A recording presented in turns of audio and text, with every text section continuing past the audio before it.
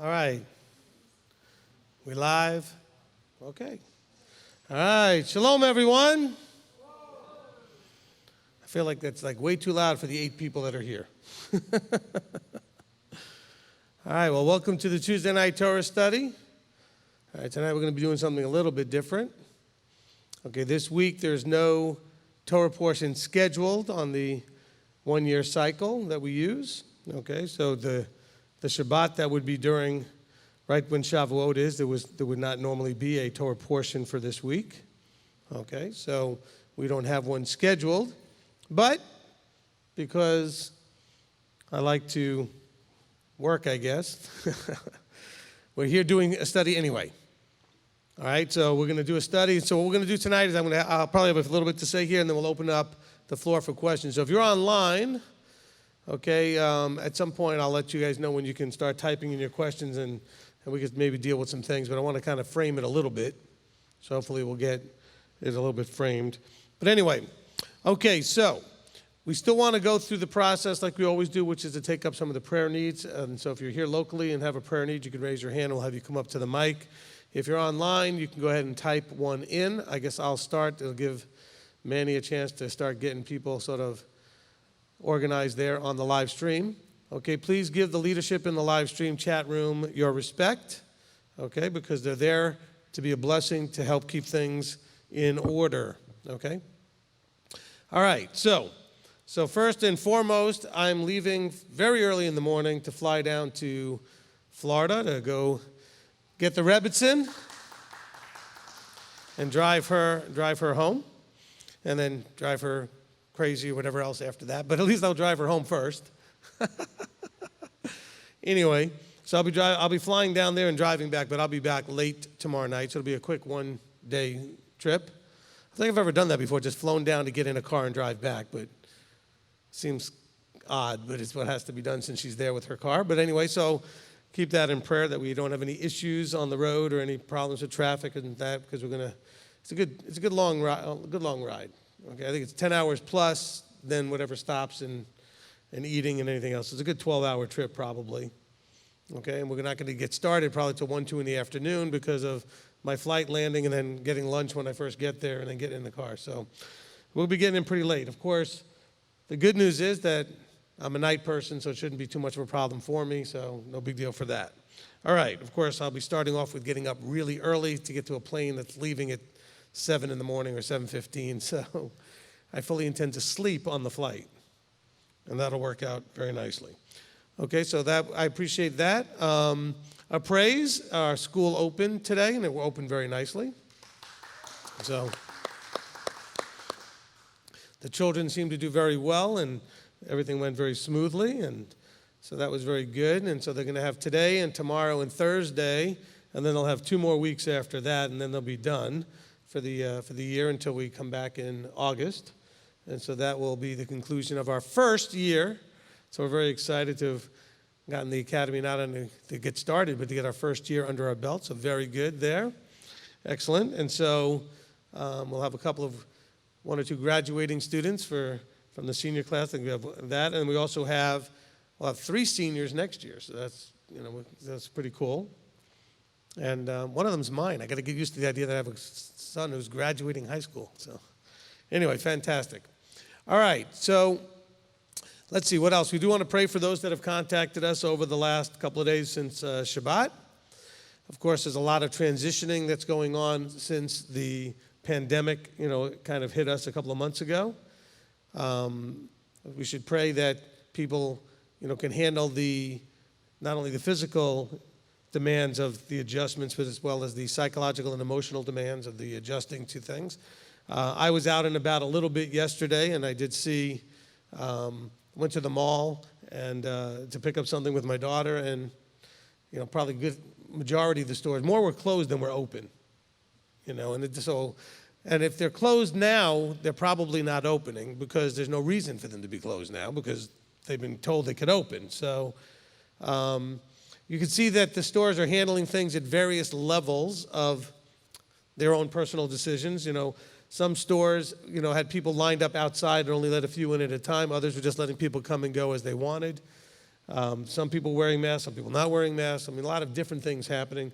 Most of the employees were, though. But everybody seemed to have a fairly good attitude about it and was very friendly, very glad to be back at work, and actually glad to have customers back in the stores. So that was good. I used to use something that I would call like my economic pizza index. See, I'm old enough to remember when pizza was 25 cents a slice, not like $5 a slice or whatever they are now, okay? So, okay, what, $5.50 at least? Oh, 10. Well, I don't know what it is, but I mean, listen, I remember when my mother gave me $1 to go out to lunch after school when I was in 5th grade. Back then you could leave your school and walk to lunch by yourself at 11 years old or 10 years old in 5th grade. Couldn't do that today. And I could get 2 slices of pizza, a drink, and go next door to the bakery and get one of those big chocolate chip cookies, like about that, like the size of a personal pizza, okay? And I still had change. Well, I went to eat yesterday at a place that normally is considered inexpensive and cheap, and it ended up being, for 2 people, it was almost $18. I was like, wow, this used to be a cheap place to go. I won't mention where it was, but I'm just saying that, it was a place that I'm used to. When I first went there, you could get the meal and a drink for less than $5. So 2 people was under $10. Now it's almost 20.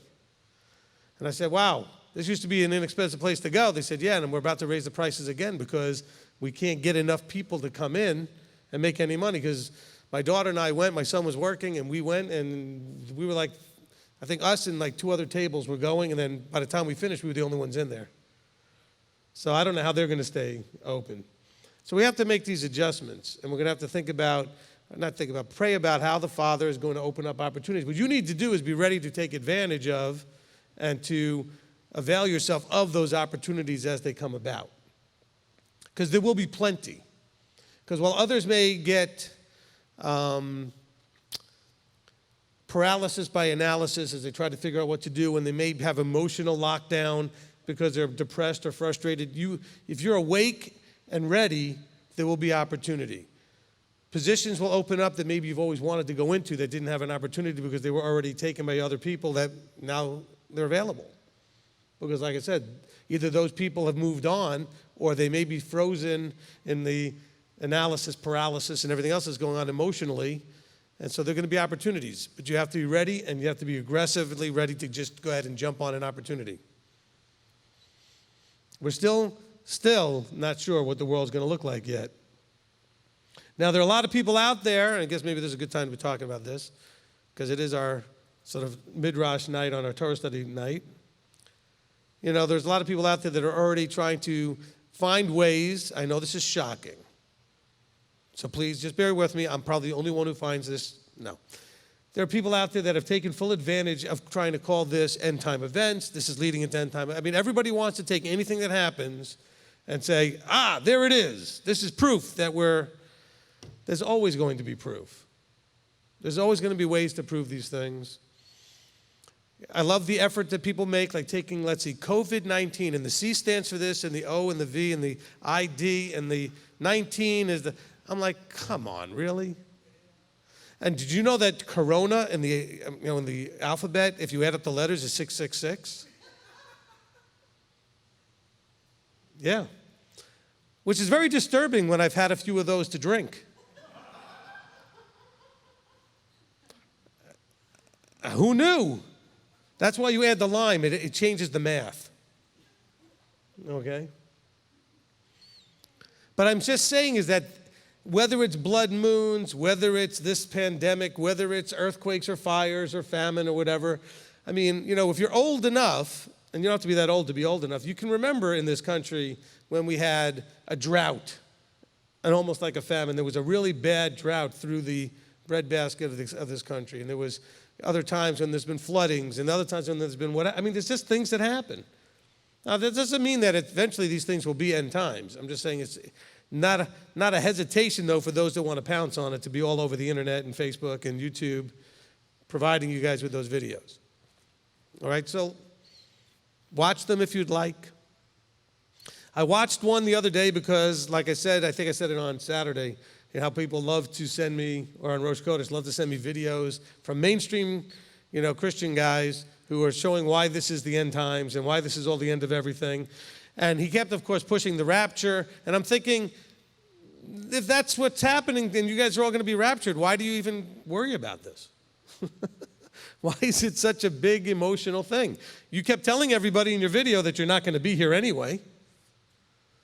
So what's the point? Don't worry about it. And just see, it's the enemy. Okay, the enemy wants us to be afraid. Okay, the enemy wants us to be living in a state of worry, concern, fear. Remember, the teaching that I've been doing is called what? Peace in a world not his. The world that's not his is addicted to and in a constant state of anxiety, worry, and fear.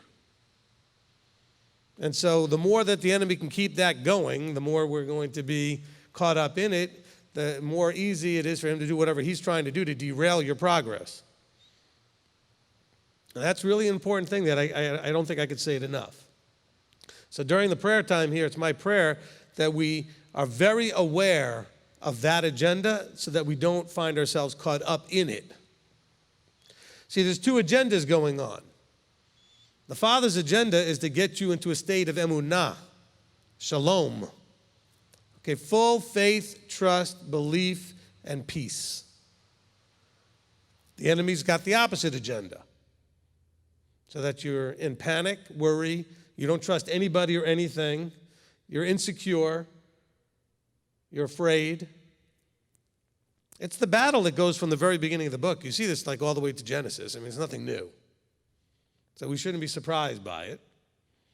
And so if this doesn't end up working to scare everybody enough, don't worry, there'll be another threat of an asteroid hitting us or another threat of some other thing. And, there's always something that they're going to get us all worked up about.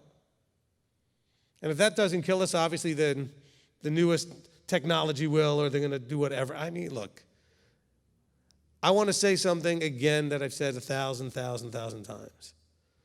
Nobody knows how this is all going to play out, except we know how it ends. It ends very badly for the world in general, and it ends up only well for those that are found so doing. So let's focus on the so doing. And what is the so doing? Becoming Yeshua-like. You probably thought, he's going to say keeping Torah, doing Torah. Well, that is how we become Yeshua-like. But the key is becoming Yeshua-like, thinking like him, having control of our emotions like him, trusting like him, being completely submitted to the Father like him, etc. Let this mind be in you, Philippians 2:5, right? So let's understand that that's the answer. That's the solution. Not figuring out. Look, if I knew, let's say I figured out how to match Daniel and all that other stuff up with Revelation and everything else. It wouldn't help any of you get any further along, even if I was right. Do you understand that? If it's not going to help you grow and change and transform and conform into the image of Yeshua, it would not help the slightest. And I can't imagine how knowing is going to all of a sudden spark a motivation in you. The motivation has to already be in you. It can't come from an outside motivator. It can't come from me motivating you, or times, or situations, or other people, or family members, or coworkers. It has to come from inside of you. You have to make a choice. So my prayer is that you'll get that you'll understand that. It's very hard for us to understand how to do something individually in a group setting. That's a hard balance. I get emails, I get letters, I get people on Facebook saying this, that, and the other thing who just don't know how to find a balance for that. How do you balance that, yes, I'm going to sit before the throne, but I'm also going to be judged on how I was within the congregational setting, within a structure. How do you balance all that? How do I balance my personal responsibility individually with my personal responsibility within the context of a structure? It's a good question. And it's something we really struggle with. I think we can all admit that. especially when we find it really hard to trust any kind of structure anyway. Okay? So anyway, so that's sort of my intro prayer. I'm sure I'm going to have a lot more to say since we don't have anything to read today, so I'll just get to talk and answer questions. But does anybody here have something they want to add to prayers? Okay, Steve, come on up. This is for prayers and praise. Okay.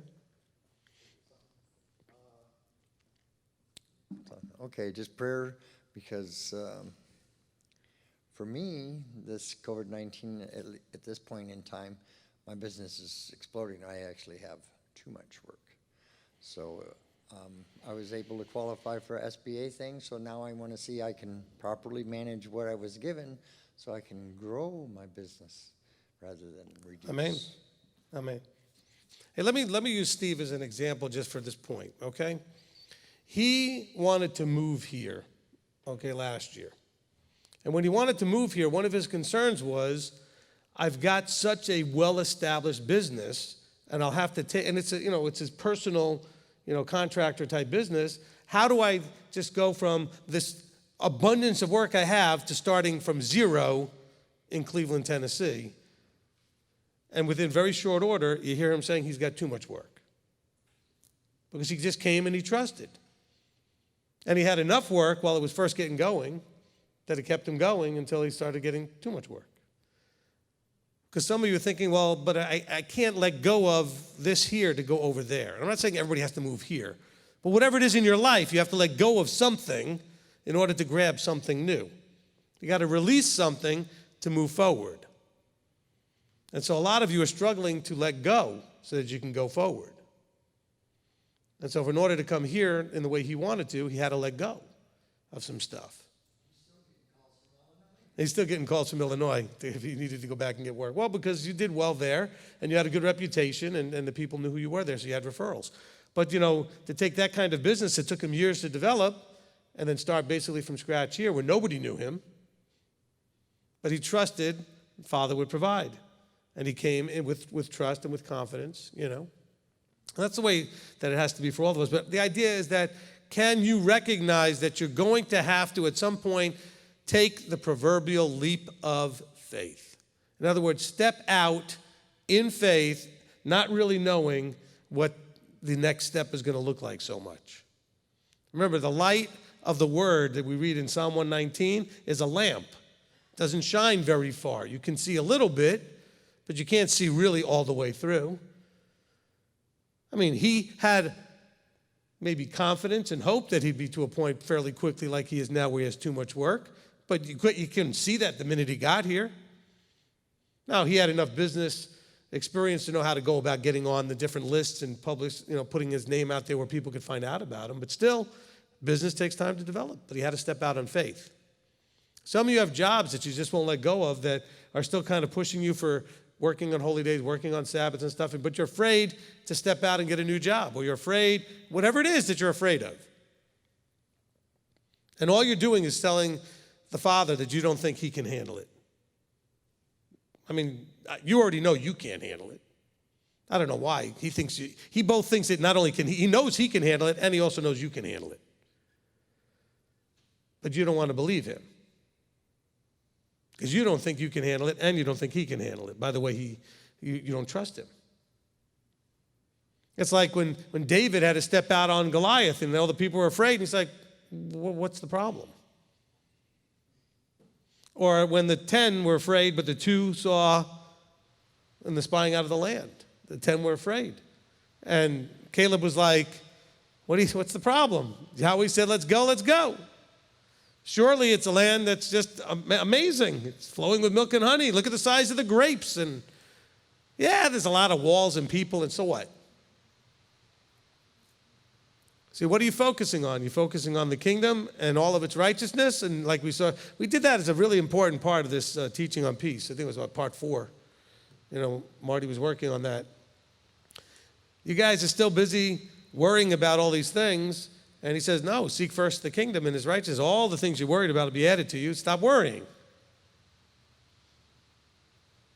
You have to win the battle of this spiritual and emotional and psychological, whatever it is. Add it all together in one big a big mountain, or it's a big ball of problems, or whatever, that it's only a problem because you are losing the battle.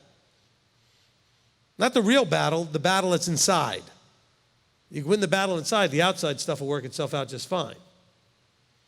It's the internal battle that's just killing us. Look in the mirror and know that you've seen the enemy and you know who it is. You're getting in your own way. You got to get out of the way. Trust him and move. Trust him and move. You know? I was listening to some motivational stuff, and there was a little quote from Denzel Washington. He was at a commencement speech at a graduation. He said, fall down 7 times, get up 8. He says, don't be afraid to fail. Okay? You're going to get somewhere, you're going to have to fail. Fail is a great educator. Every motivational success guy that I've ever listened to has said, one of the reasons why I have what you don't have is because I was willing to fail more than you were. But you have to be willing to fail.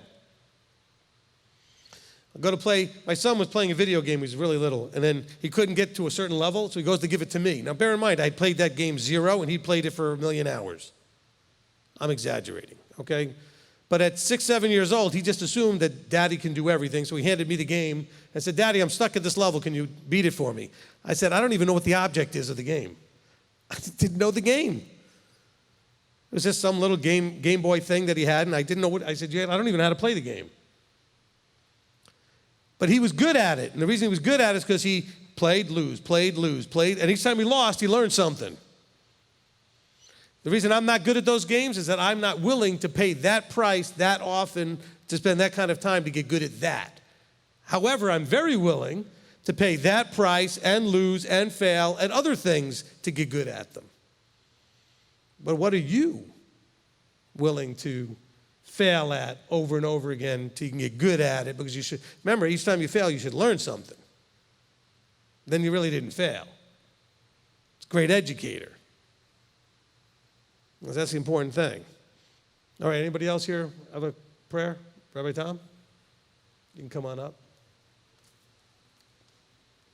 You can just grab that mic. Okay, I think I can. I can get heard like this, right? Yeah, you can do whatever you want. Okay. A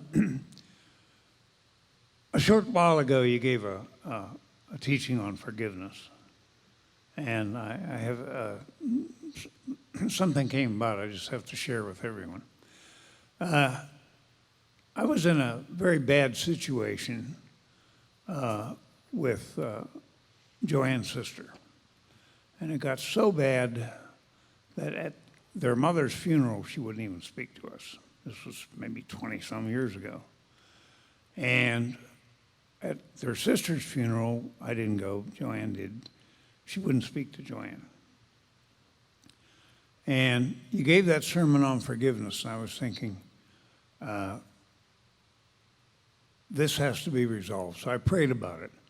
Yesterday, the woman's daughter, who's Joanne's niece, her favorite niece, called. They had moved to Georgia from Ohio. They'd moved to Georgia. And she was telling Joanne that she is going up to Sevierville and meet some family members from Ohio and Pennsylvania. And they're going to be keeping Shavuot up there, but they're keeping it on a Sunday. And she said, on Monday, they're stopping in. And I said, well, I'd like your mother's address because I want to write to her. And she says, well, my mother's coming with us. And she'll stop in with us. And Wow. so Monday, they're going to, on the way back from Sevierville to Georgia, they're going to stop in for lunch. And I'm going to have my chance to reconcile. Amen. Fantastic. Fantastic. Appreciate Make things that. right. And thank you. No, you're welcome. That sermon motivated me. Well, good. Good. That's what they're meant to do. Excellent. There you go. And you can just circle around. I have no problem walking, but I still want one of those. All right. Anybody else? All right, Manny, we're going to pass it over to you.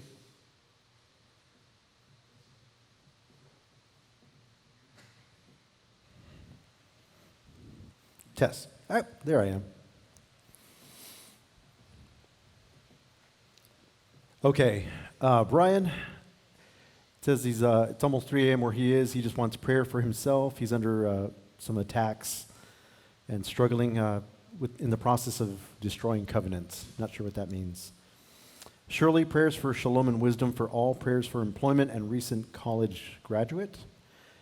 Kay Carrick, prayer request, praying that the Father strengthen me to do what he has called me to do, that I may give him all glory in her life, and also for friends from her past in Christianity that are asking questions about her walk.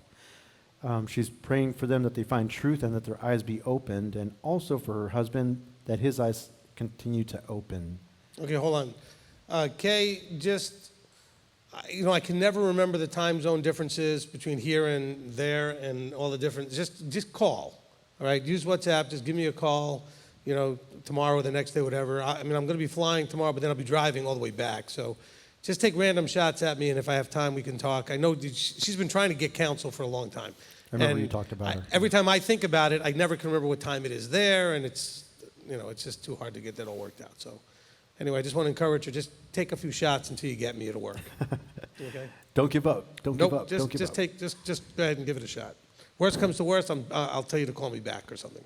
Exactly. Okay? Okay, Claire would like us to keep Claire and Sarah in prayer. Michelle Perez, prayers for travel mercies for Rabbi and Rebbitzin and for Manny and Michelle and all MTOI family, and prayers for all to have no quit minds and hearts and to have shalom and emunah. Amen. Amen. Evangeline, praise God for another week of work. I need important prayer requests that only Yah can do. Also prayers for our school as our elementary is closing. Yah's will be done, and prayers for family in the Philippines. Ajaniah, prayers for me to succeed in my learning in French and school overall. Melissa Rogers, prayers for the Voorhees family. Karen, prayers for career-related decisions and stability. Claudia, please pray for Abba's favor in finding work. Be encouraged, and a friend who is having flood issues in his apartment. Michelle Perez, prayers for all sisters and brothers on Marco Polo as they have struggles. And also, thank you, MTOI, for all you do. Charles Davis, prayers for Olivia and Janet Hoffman as they travel all others, and also for all others traveling for Shavuot. Also, prayers for Raylan and his allergies are acting up. April, prayers as I'm having health issues. Janice, praise Yahweh, my sister sent me a random check. It could be enough for what we needed. Dental work for my broken tooth, which she broke further today. Stephanie Henderson, prayers for my cousin who has sent me a ton of anti-MTOI. This causes much strife in my heart. I know that feeling. Selena, health issues again still. I need prayers for endurance and to push through this and to be able to do what I'm supposed to be doing. Early, prayers for direction and work. Railway has slowed down, resulting in many days off. Bree has a prayer request that she'll get her new hearing aids back. She has constant ringing in her ears. Oof. Ms. Romana, prayers for my upcoming job and for family plus unspoken. Olivier Hoffman, praises to Yah to provide for us to allow to come for Shavuot. Prayers for safe travels for us and for Rabbi's travels as well. Amen. Carrie Ann, praise report, praise Abba. Yah made a way for me to go to Georgia to help my parents. Abba is so amazing. Prayer request, please pray that Rabbi and I will have both safe travels this week. May Abba get him to Florida safely and home, as well as myself to Georgia and home safely. Amen. Anonymous, thanking Yahweh for the amazing group of women that I've gotten to know through Marco Polo Ladies Group. Thank you, MTOI, for your wonderful leadership. Doreen Quinn, prayer for back issue and car repairs. Nikolai, prayers for our product launch on Amazon.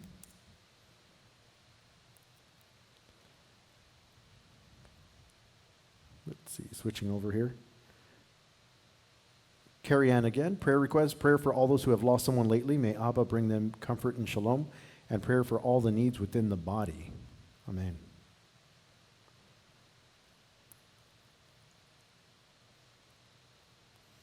Lori, prayers for her son who is in the hospital for seizures.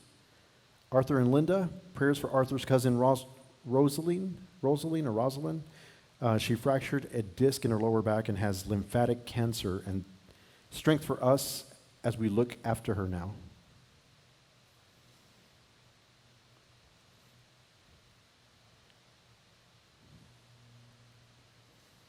Ian Taylor, pray that Abba relieve me of the bondage of self, that I might better his will in thought, word, and deed. Amen. And Erica, many thanks to Yahweh for blessing us with work and for everything he does for us and gifts to us every day. And besides that, we have several unspoken. Okay, amen. Appreciate that. All right. So, as always, it's an opportunity that I think is important that we take when we get to pray with each other and for each other. And I want to make sure that as we're doing so, that we also kind of, set the distinction between what we're doing and what we may have thought of back in the days when we were raised in other systems. Because we often get people who are all excited about, being a prayer warrior. Because I don't see that verse anywhere. But, these are things that we learned in another system. What it does say is that the prayers of a righteous man avails much, except which one of us is actually a righteous man? So you got to watch out when you throw those verses around. And usually the person claiming these things is eating pork and not doing much Torah anyway. So the point is that it's our heart pouring out for each other is what we're doing. Okay, we're not trying to claim anything beyond that. We're just family who care about each other, and we're seeking the Father on behalf of each other because we care about each other. Amen? Amen. Okay? Because otherwise, I know we could all, I've had people say, oh, do you guys have a prayer group? Why don't we just get to have prayer time and prayer groups? I want you to do all of that, yes. But I don't think that you need to invest that that's the answer to everything. The answer is in relationship. The relationship specifically with your Father and with the Son and then with each other. And through that relationship, we pray for each other. And that's what it's really about. It's not about just praying for somebody you don't know who they are, etc.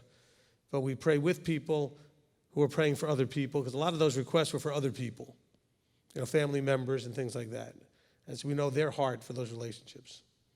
So, Father, we come before you. And, Father, we want to lift up all of the praises that you heard and all of the prayers that were spoken as we come to you, knowing that you hear and answer all prayer, and knowing that it's your desire that your children express their concern for each other and their appreciation of what you do in their lives. So, Father, we appreciate so much that you do the things that you do to help us to always know that you're there and aware of our lives and that you care about what's going on and that you give us just enough so that we know that you are there. So, Father, we want to thank you and praise you as we come to you now with this Torah study or this night of questions and midrash, that you would guide and lead all things, and so that all things, most of all, are done to glorify your name, to bring you glory and honor and not shame, so that, Father, that we can bring you honor. So, Father, we want to thank you, we want to praise you, we want to place all in your hands, in the authority, in the name above all names, Yeshua our Messiah. Amen. Amen. Amen. All right. So I just want to package this discussion a little bit. Okay, so if you're online, you can start typing in, or you can wait until I kind of package it a little bit. I will interrupt this in about 10 or 15 minutes, and we'll mention the next day of the Omer count after the sun goes down. So we'll do some announcements. We'll get a few minutes into this first, and so that'll just make it, more challenging for you in your recording. So we'll talk, and then we'll interrupt, and we'll talk. Got to make Marty work a little bit.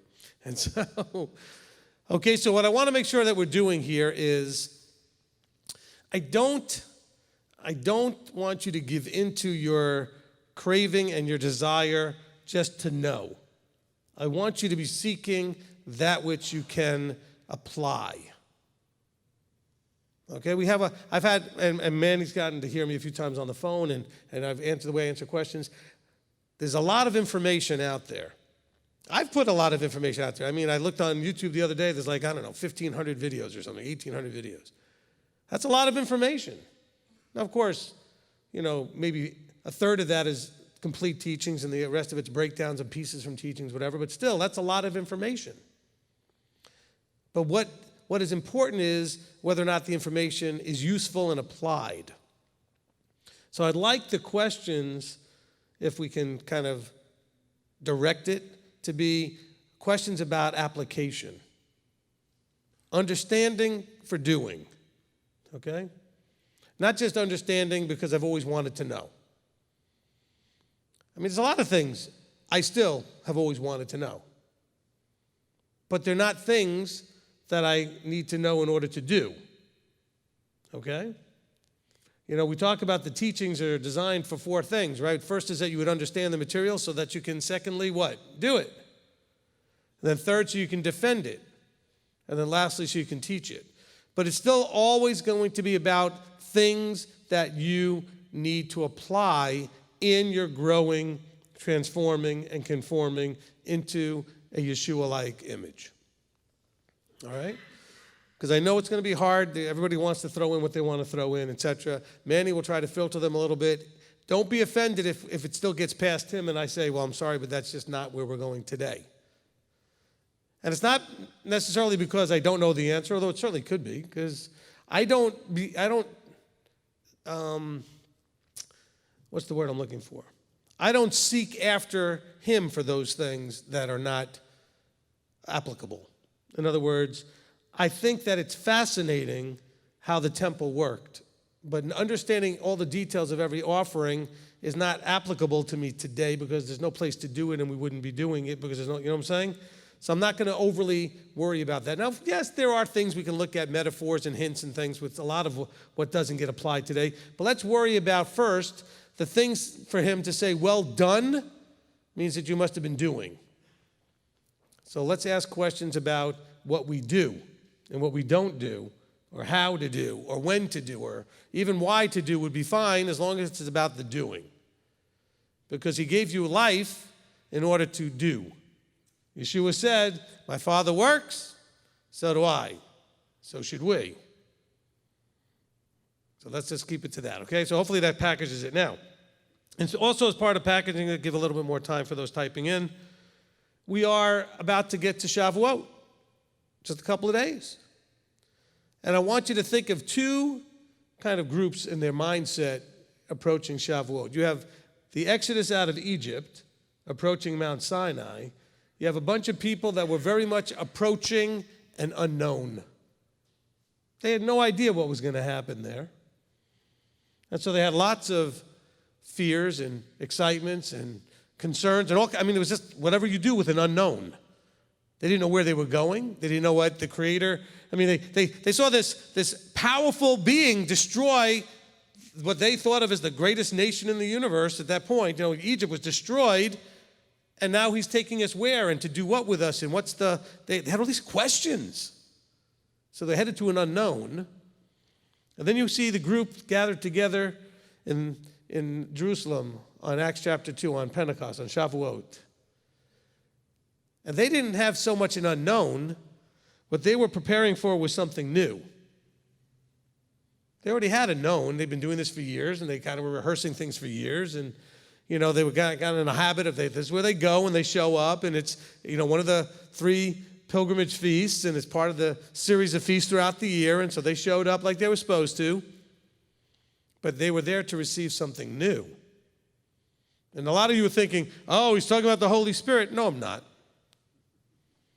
They were about to receive new information and new revelation about some things they hadn't known that had happened. And understanding what those events that happened meant going forward.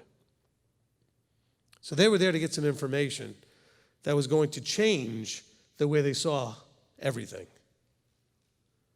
Different than those coming out of Egypt who already knew that they were going into an unknown. I mean, they didn't have any answers or any ideas. So you have one group that was totally open to, wow, what is going to happen next? The other group was like, well, we think we already know what's going on, and now we're supposed to receive new information. And they weren't all excited to receive the new information. Nor was everybody excited at Mount Sinai to receive that new information in filling in those blanks as the unknowns became known. They got to hear the voice of the living Elohim. That was an unknown that they weren't really excited about. It scared everything out of them. And so I want us to think about that we, as we approach Shavuot, we're kind of a little of both groups. There's some unknown stuff, especially if you're new, and there's a lot of new stuff that we're all being expected to be ready to receive and to be revealed as we go forward. So I just want to kind of package that a little bit so your mindset, we've only got a couple more days, 2 more days really after sundown tonight till Shavuot. It's Friday. And so we're supposed to be preparing ourselves. Now, they would prepare themselves before the giving of the commandments at Sinai. They were told to cleanse and to wash and be prepared. They also prepared themselves for 50 days leading up to Shavuot, leading to the Acts chapter 2 event. So that they would have been preparing for. So we're preparing for a little of both, because we have still a bunch of question marks and some unknowns. And there's also some things that we thought we knew that we're about to find out as not exactly as we thought it was. And that's what the big, great sermon that Peter gave, was to basically say, there's a bunch of stuff you guys just don't understand yet. You don't understand what happened here just a month and a half ago. He's saying, those events you need to know about. I was there, he said, and I could tell you what happened. And it's a life-changing thing that's going to change your life if you would receive. And so that's kind of where we're at. We're trying to get ready for both of those things. Amen? Amen. Okay.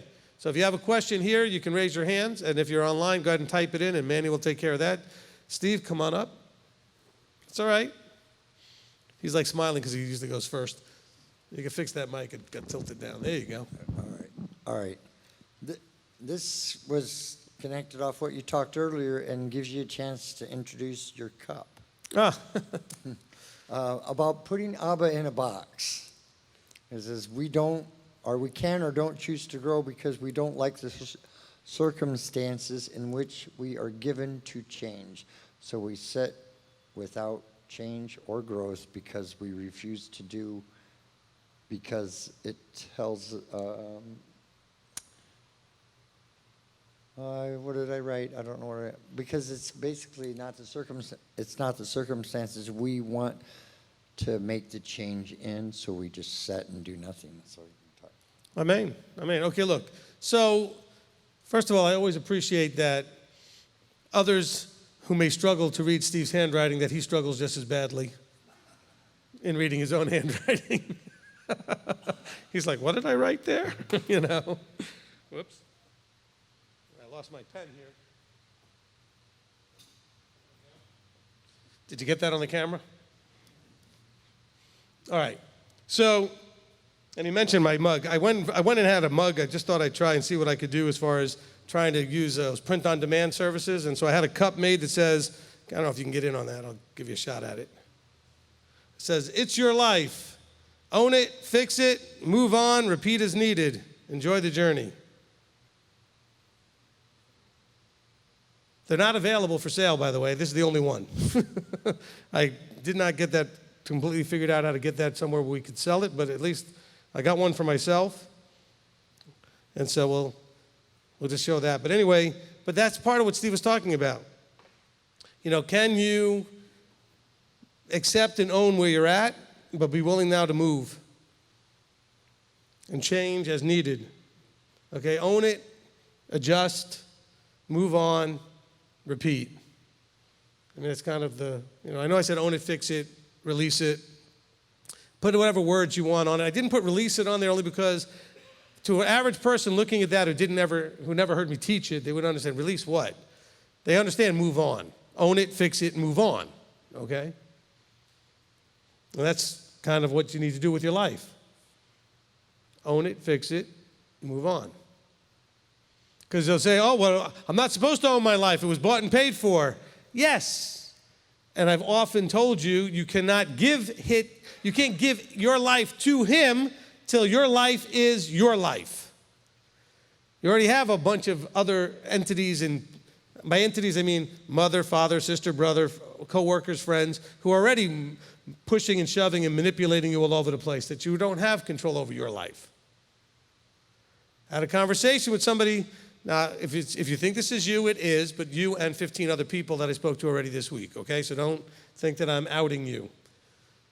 But I get lots of calls, and in each call that comes, these are some of the formats that you'll see there's similarities. The person will have listened to somebody, either a video or a teaching or someone else on Facebook or a friend or family member, whoever it is, somebody that for whatever reason they're allowing influence over them. And then I interrupt and say, okay, well, what's their qualifications? Why are they so critical to you now being nervous or afraid or think they're right or worried if they might be, whatever it is? We are so influenced because we do not own our own lives enough to give it to him. See, if you owned your own life, then nobody else would be able to influence you unless you let them. And then you'd have a lot more power of choice. You could choose to listen or not listen, to receive or not receive. But so-and-so did something to me. Yeah, they did something, but now you have the freedom of choice how you react to it. Of course, that doesn't work if you don't have ownership. If I own me, that means I can choose to not get angry. I can choose to have joy in a trial. I can choose to love an enemy. I can choose almost anything. There really is no restriction. I can choose anything. Oh, but you don't understand. My wife, my husband makes me so angry. No, they don't. Oh, yes, they do. You don't know. No, they do stuff, and then you choose to respond by getting angry. I own that t-shirt. I got a whole closet of those. I get angry a lot, and people, I blame them. It's not their fault. I could choose not to get angry. So can you. I could choose not to be afraid. So can you. I could choose not to get hurt. I could choose not to be offended. I can choose anything. But when you feel like you can't, it's because you're not in control. I'm just speaking truth here. If you don't like it, I'm sorry. If you cannot choose, that means you've lost control. Listen and receive that. If you feel like you have no choice, you have lost control. Something on the outside of you has now the control and the authority in you. Well, they made me do this, or they made me do that, or they made me feel this way, or they made me feel that way. Only because you let them. What do you mean? I couldn't stop them from what they did? No. They're still going to do what they did. You can choose to respond any way you want. Okay, so I'm 2 o'clock in the morning. I've told this story before, but it's a good story. 2 o'clock in the morning, I just got home from doing a DJing gig when I was in my early 20s. Did some party somewhere, got home with my brothers. For whatever reason, there was something that they had been at. It was probably a youth group thing I did that they were both in. And the thing is over, and we're in the kitchen, and it's late at night, and we're hungry, so naturally we're going for the sugary cereal bowl of cereal, get a bowl of cereal or something real quick. And my one brother is reaching into the other brother's bowl and pulling handfuls out while he's trying to get this going on, and he snaps at him and says, "You do that one more time, and I'm going to pour it over your head." So he did. And so he did. Now, I learned a lesson, though, from my youngest brother, who got the bowl poured over his head. I hadn't realized that there was actually the option of, oh, this is a cool picture moment, let me go get my camera. See, I'm thinking it's a moment to pop the other one in the face or do something else and hit him with the bowl. Oh, no. He had other options that I didn't even realize was available. See, this is before I realized you can choose. See, I learned that lesson from my brother.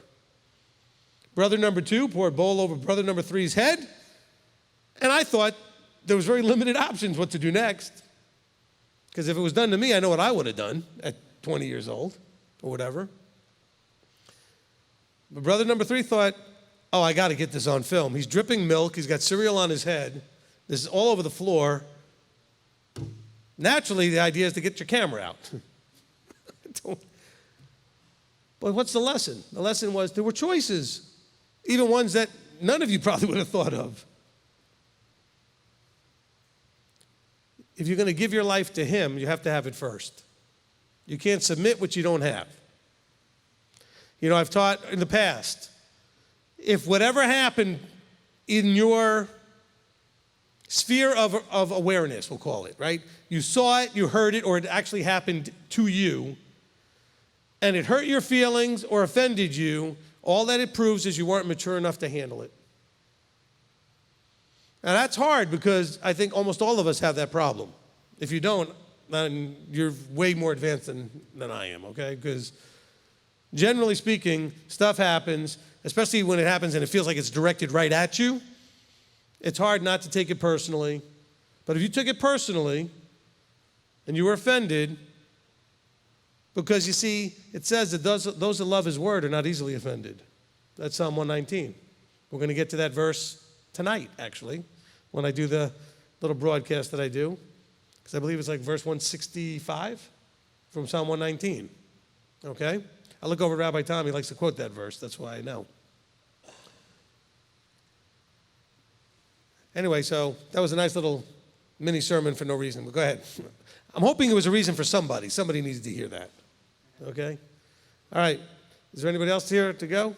Manny, it's up to you. And we'll do one or two, and then we can take the announcements, and then we'll go right back to the questions. Okay, let's see.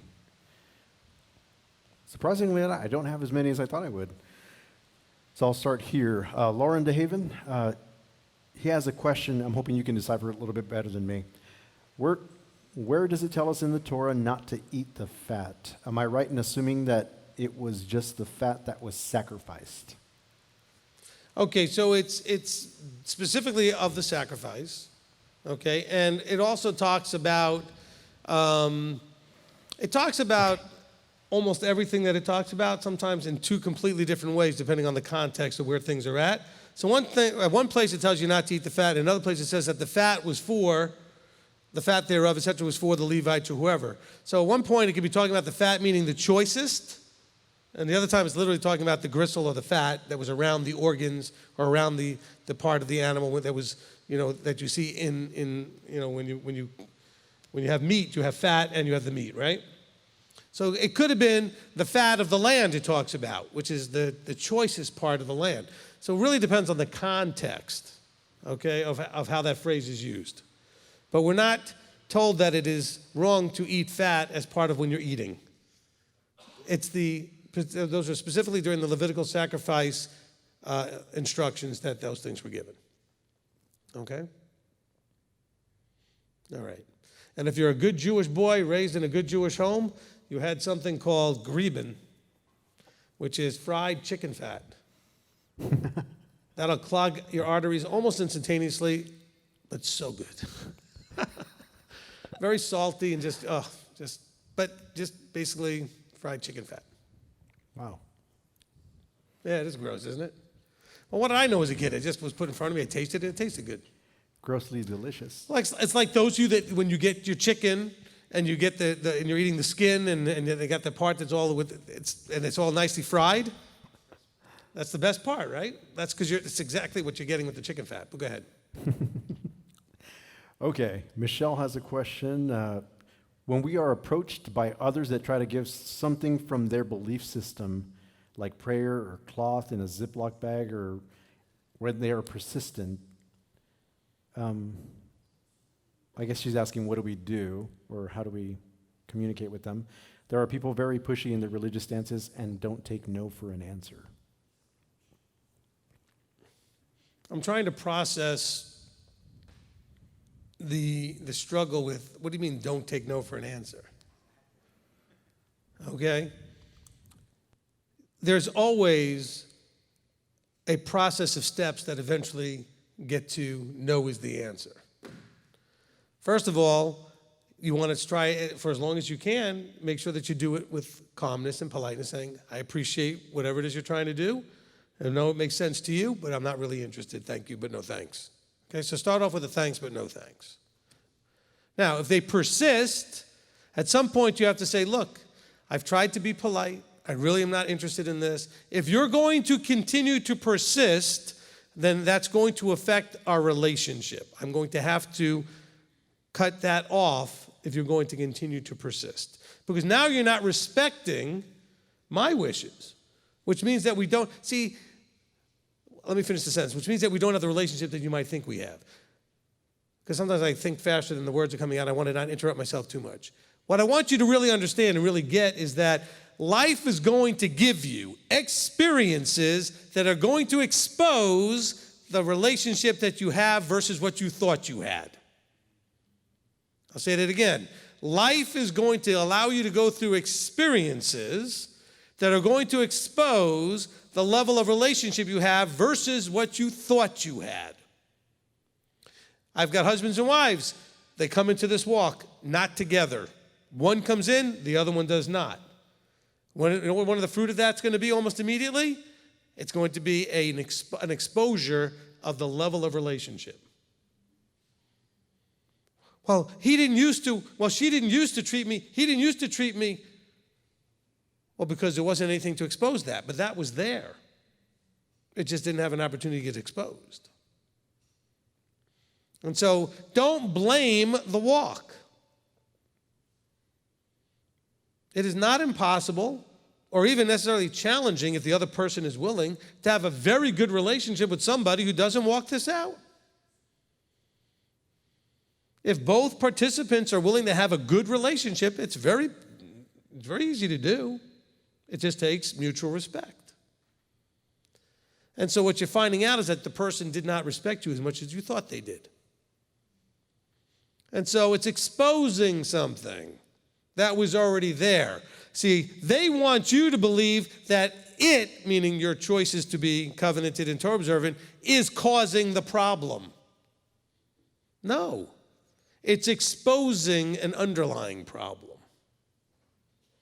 It's a catalyst to bring something to the surface. So again, this is where I don't understand sometimes when people, and Manny's heard me do this on the phone with people, etc. When people say, well, I can't get them to stop. Yes, you can. You're just not willing to do what's necessary to make it stop. You can always hang up the phone. You can always block the phone number. You can always tell them, look, you're not welcome in my house if you're going to come to my house and treat me disrespectfully. I can't tell you how many older parents with adult children, and the adult children will call me up, or vice versa, but more the adult children with the older parents, and tell me how their parent continuously will come to their house and disrespect their walk. And I'm like, why do you let that happen? Well, what do you mean? It's my mother. So what? You're letting it happen. You're co-to-blame, codependent, co-whatever. You're enabling it. Oh, so now you're saying it's my fault. Well, my mother already tells me it's my fault. Own it. Fix it.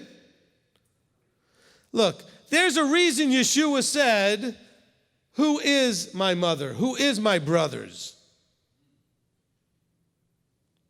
So, because people say, but that's the only family I have. Well, that's a sad testament to the people that you're now with in the walk. Who is your brothers? Who are your sisters? Who's your family? It doesn't have to do with the fact that you were born of a bloodline. By default, no choice of yours. Now you choose your family.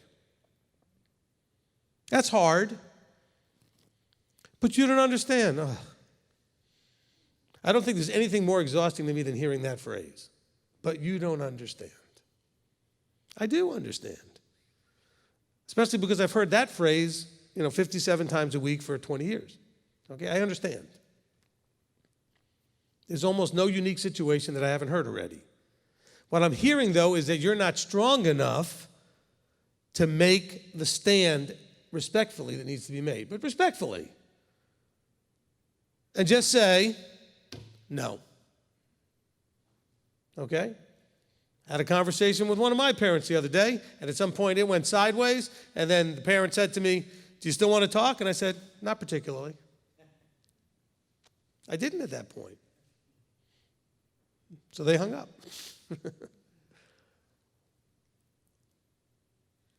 Because you should not go in strife all the time. There's no reason to be in strife. But it's my mother. I know that. Is she acting like your mother? Or is she acting like your mother when you were 8? See, because you're now 48. Or even more. And she's still treating you like you're 8. Well, that's not respectful. But what about the fifth commandment? Show your mother honor and respect. That doesn't mean you must obey everything she says that you know is wrong. I'll use the dumb thing that all parents say, well, if your friend jumped off a bridge, you just do it too. Well, if your mother told you jump off, you know what I'm saying? It gets to be dumb. You know that you shouldn't be doing certain things, but your mother says you got to eat the pork, so you're going to do it? No, you're going to respectfully say, Mom, I'm an adult. I have to make my own choices. I'm responsible for me. I don't believe the way you do right now.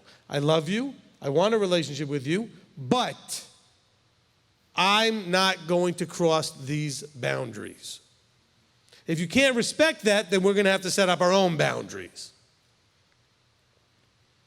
Will you lose some people out of that? Of course you will. Scripture tells you will. Yeshua says, because of him, some parents and children will be at odds. Mother against daughter, father against son, husband against wife. He says relationships will be challenged. Do you believe him? He didn't say it for no reason. By the way, for all of you who have friends that struggle with the New Testament, who all of a sudden want to go into Judaism and give up the New Testament, well, that's a verse that doesn't appear anywhere in the Old Testament, and it's part of the proof that the New Testament knows what it's talking about. Because he said it, and it happens. It's not said anywhere else. There's no Tanakh verse for that. And there's a bunch of things like that he says that it doesn't appear anywhere else.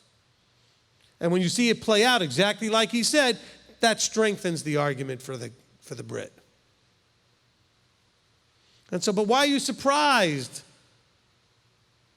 All of you want to believe, not all in this room, but whatever, all these people want to believe, oh, the COVID-19, it's end times. Oh, the blood moons, you want to believe all that, but you don't want to believe that there's proof of the scriptures because your mother's mad at you because you're keeping Torah. How does that prove scripture? Because it says it right in there. That your choice to follow him the way you're following him may cause you to be at odds with your family members. It says that. Clear. It says that. You just didn't expect it to be you that have to experience it. That you'd have to deal with that. But you do. You got to think like a red. It is what it is. I know it's hard for some of you that allow your blue side to grab that wheel and you get all emotional and upset. But you have to understand, some things it is what it is. You cannot control everything. Except you can control you. Now you don't, but you can. That's one of the biggest areas we all struggle with, controlling ourselves. By the way, we read this as part of the teaching on Shabbat, the idea of the fruit of the Ruach, and one of the aspects was self-control. And we struggle with that. That's why Christianity was such a great thing for us, because you didn't need to do that because he would do it all for you. And if you struggled with it, just pray and he would take it away and fix the problem for you. And it doesn't work like that. He wants you to exhibit self-control. How's he going to give you forever if you can't control yourself? Everybody wants to buy into, there's a lot of teachings out there by next, Exodus is coming, next Passover or some other thing is coming up. Really? With the body that's this challenged in self-control? With a body that's this challenged in transformation and in the walk and easily offended? We're not ready for this. I don't know what measurement you're looking at. I look at the body. You can look at the moons and everything else all you want. I'm looking at the body. That to me is the best gauge of where we're at, is the state of the body. Because after all, when it does play out, the kingdom then eventually starts, right? Very shortly after that. Or at least the millennium first. And I believe the body has to be at least in a whatever measuring stick of level of maturity to give him the number of people at that level that he needs. When I say needs, I mean he's already decided this is how many people I have in mind that need to be at this level to do the next step, the next phase. Yeshua, he chose 12. And from there was also a 70. And when he had that number trained the way he needed them to be, he was ready to move on to the next phase. So he left and sent them on to do the next thing. What is it needed for what we need to be doing? The Revelation 7, the 144,000. Well, who are they, and what do they look like, and what are they doing, and where are they in their growth, maturity, self-control, fruit of the Spirit, whatever? I mean, that's something that we'd have to be, look, and you can't be looking at everybody else. I'm looking at, that's my job. You don't bother with that. Work on the mirror. Look in your own self in the mirror and say, am I preparing myself? Because it says the bride has made herself ready. When you look at the body, just look at it as a measuring stick. Don't go, well, look at you, you're not ready. Look at you, you're not ready. I'm not asking you to judge anybody. Just as a zoom out overview go, generally speaking, the body looks like it's still really struggling with its growing and maturing into the image of Yeshua. We're not there yet. Matter of fact, shamefully, I think if Paul was alive today, they'd have to put him in a room that was made out of rubber. He'd just lose his mind at how little we've grown. Remember, he's the one talking about people choking on milk and not being ready for meat. And 2,000 years later, he's looking at us like, really? This is how far you've come in 2,000 years? You got to be, kidding me. Fill in the blank. And we think he's coming tomorrow. If that was the case, what has he been waiting for 2,000 years? If the body only needed to be at this level. Body's been at this level, probably been at better levels than this. First century, they were better than this. And we're all full of ourselves, how special we are. Without insulting handicapped people, we're more like special ed. Okay, and I don't mean it from a handicap point of view. We are emotionally handicapped and spiritually handicapped because we're not getting past all that negative emotional stuff. So I'm not saying that to be disrespectful to handicapped people. But most of us are handicapped because we're too weak to get control of ourselves, not because we actually have a handicap.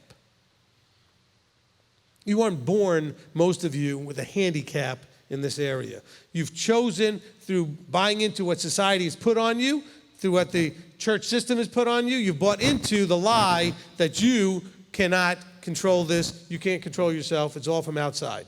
Demons, the demon world, the Hasatan, and all, you're just fighting a losing battle, so you're just going to lay down and let Yeshua do it all for you. That's a lie. And that lie is completely hampering your growth. You don't have to believe me, you get all mad all you want. It's time to own it. Take responsibility for you. Stop blaming your life, your history. There should be not one thing that happened before the moment I just said those words, going backwards, that you can't move forward from, regardless of what that backwards stuff was. Doesn't matter what happened from the moment you came out of the womb until right now. You can get there from here. You can overcome whatever it is. Just fill in the blank. Whatever it is, you can overcome it. Yes, you're going to need help. He will help you. He'll encourage you, but he's not going to do it for you. He'll only do what you can't do. Key word, he's not going to do what you won't do. Problem is you don't know the difference. You don't know the difference between won't and can't. I was talking about needs, wants, disconnect. You got a can't, want, it won't disconnect. A can't and won't disconnect. But you don't understand, I can't do it, I've tried. He thinks you can. He knows you can. You just don't know it. You have no idea what you're capable of. You really don't. He didn't call the super excelling, top of the list, most talented everything people of the world who are all full of them self-confidence and I'm great and I can do anything. He called normal, everyday people with all of our insecurities and all of our mess to try to tell you that you could do way more than you ever thought you could. You're capable of so much more. You're capable of living forever. I mean, that's, you're capable of being in a kingdom and living forever. You're capable of transforming into His image. Oh, I don't think I'm going to make it, Rabbi. Well, okay. Enjoy the rest of this time. I mean, I don't know what you want me to tell you at that point. You're not believing Him. How are you going to believe me? Because now you're expecting me to argue with you. No, but you can do it. No, I don't think so. No, but you can. I'm not going to argue with you. He called you, not me. You don't believe Him. Why are you going to believe me? I try to encourage you, though. Say it every week now. I don't know what else to say there. Okay, it is after 9, so we can now go to the announcements time. So let's go ahead and get some slides up there real quick. We're just going to make some quick announcements, starting with welcoming our guests. We do have some guests, I'm sure, online. How many we got on there now? How many? 224. All right, well, welcome all of you. All right, so we're counting the Omer. It is now day 48. 2 more days till Shavuot is fully come. Okay, so if you're doing the Omer Count Challenge, okay, so we're up to day 48. You can follow along. We're in Psalm 119, and so you should be able to follow it from there, okay? And so enjoy that as you go through that journey. We're going to be having Shavuot services on Friday, so be ready for that. We do a Torah study. Well, I guess go to the next slide. We'll go to the Torah study slide. Okay, so the Torah studies are every Tuesday. We will be picking up with the weekly Torah portion next Tuesday. Okay, we didn't have one this week. We do have a program for the youth. It's called Parsha Pearls. Okay, next slide. Nope, that one. Okay. The Parsha Pearls program, it's for free. It's a very robust program for the youth going through the weekly Torah portion. It's a multiple page, 30, 40, 60 page PDF that you can download and print out. We don't have a Torah portion one for this week, but we do have a Shavuot special. So there's a special edition that was published this week for the Shavuot that you're welcome to use for homeschooling, for Sabbath school, etc., or use it on Shavuot on Friday. Okay? Also, we have wonderful audio scripture readings done by our own Shira Wendling, and so you're welcome to enjoy those as well. They're on the MTOI.org website under Media. So go under Media, you'll see scripture readings, and you can click there. And the readings are there for Leviticus, Numbers, and Deuteronomy. We will eventually get on there also Genesis and Exodus. But so you could at least follow through to the end of the Torah cycle this year. And you can listen along. And it's broken up by Torah portion. So you can just click on that week's Torah portion and listen to Shira read that. She has a fabulous job. Okay, then of course Friday is Shavuot. Now for those of you using a different calendar, please don't argue with me about the calendar. Okay? I'm right, you're wrong, let's not move on. No, I'm kidding. It's not about being right or wrong. If you don't understand why we're doing it when we're doing it, listen to the teaching I did called Making the Calendar Decision. Okay? Because still I get people want to send me all their reasons why I'm wrong about the calendar. I don't know how I can be wrong. I made a choice to use a calendar. I didn't claim that the one I was choosing was the one perfect right calendar. I made a case for why I thought it was the right calendar to use for right now. Okay? And if you don't agree with me, that's fine. But just understand that I don't need you to point out all the things wrong with the Hillel the second calendar. I'm more than familiar with anything you want to show me. Okay, let's understand that unlike maybe some of the people you listen to on YouTube, I've not been doing this for 3 years or 5 years. Okay? I've been walking out the context of Torah and Messiah since 1986. That's a long time. I know I was raised a Jew, but more of a secular Jew, etc., but in the context of observing and keeping and covenanting with Messiah and Torah since 1986. Okay? That's a long time. And since then, I've heard every calendar argument there is, every whatever argument you want to throw at me. I almost never have somebody throw something at me and go, wow, I never heard that one before. Okay? So when people say, well, what about this verse and what about that verse? Yes, I've seen them. And I probably can name a bunch that you didn't see. Only because I've been doing it longer, not because I'm being condescending or being whatever. I just have been doing this a long time. All right? Okay, so we're doing Shavuot on Friday, with all that being said. Okay? We're doing it on Friday, this May the 29th, Sivan the 6th, and we'll be having services, live stream from here at 1:15. Okay? And then, of course, on Shabbat, the next day, we have our services. We do live stream that every week. And so we have Shabbat services. That's also 1:15.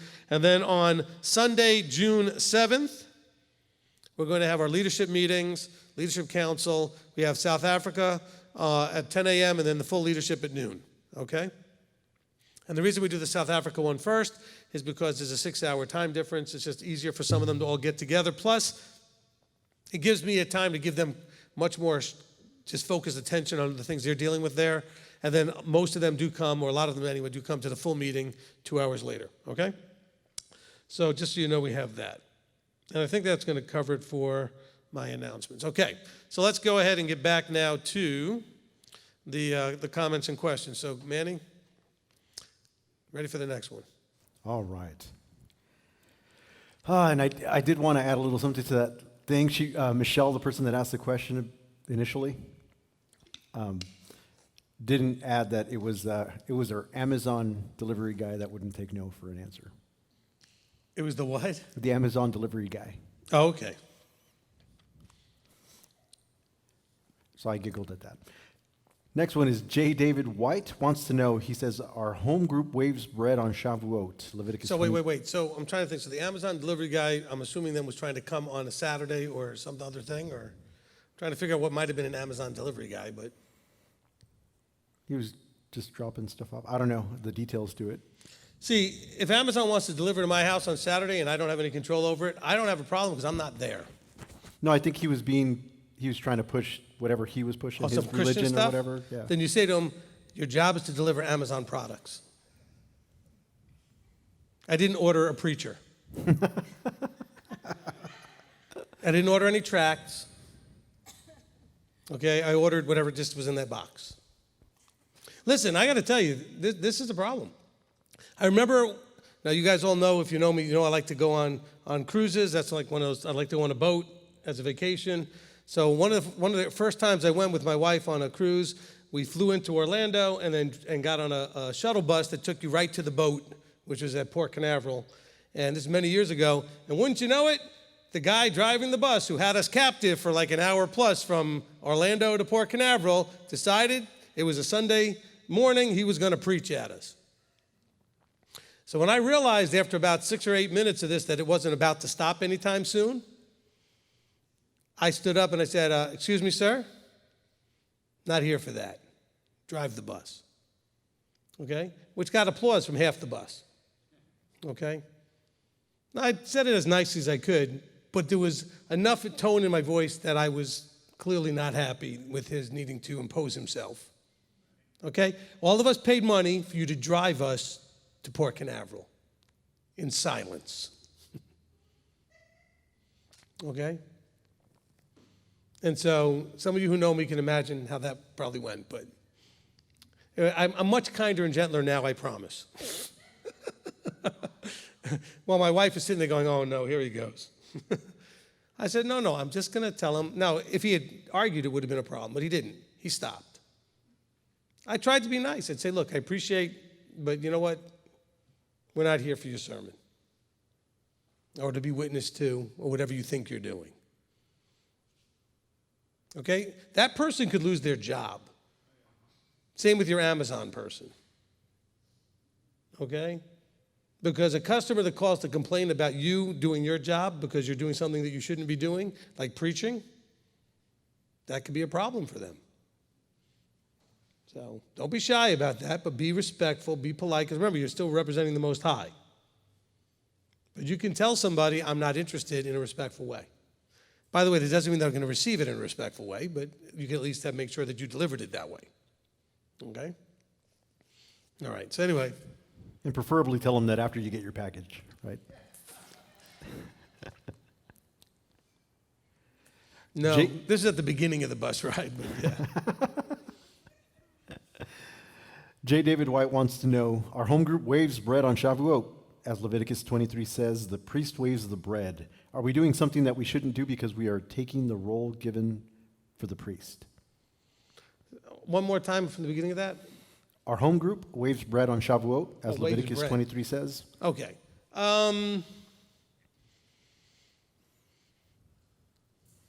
It says, Leviticus 23 No, says. that part I know. That part I understand. Okay. I'm just trying to think of how I want to answer this.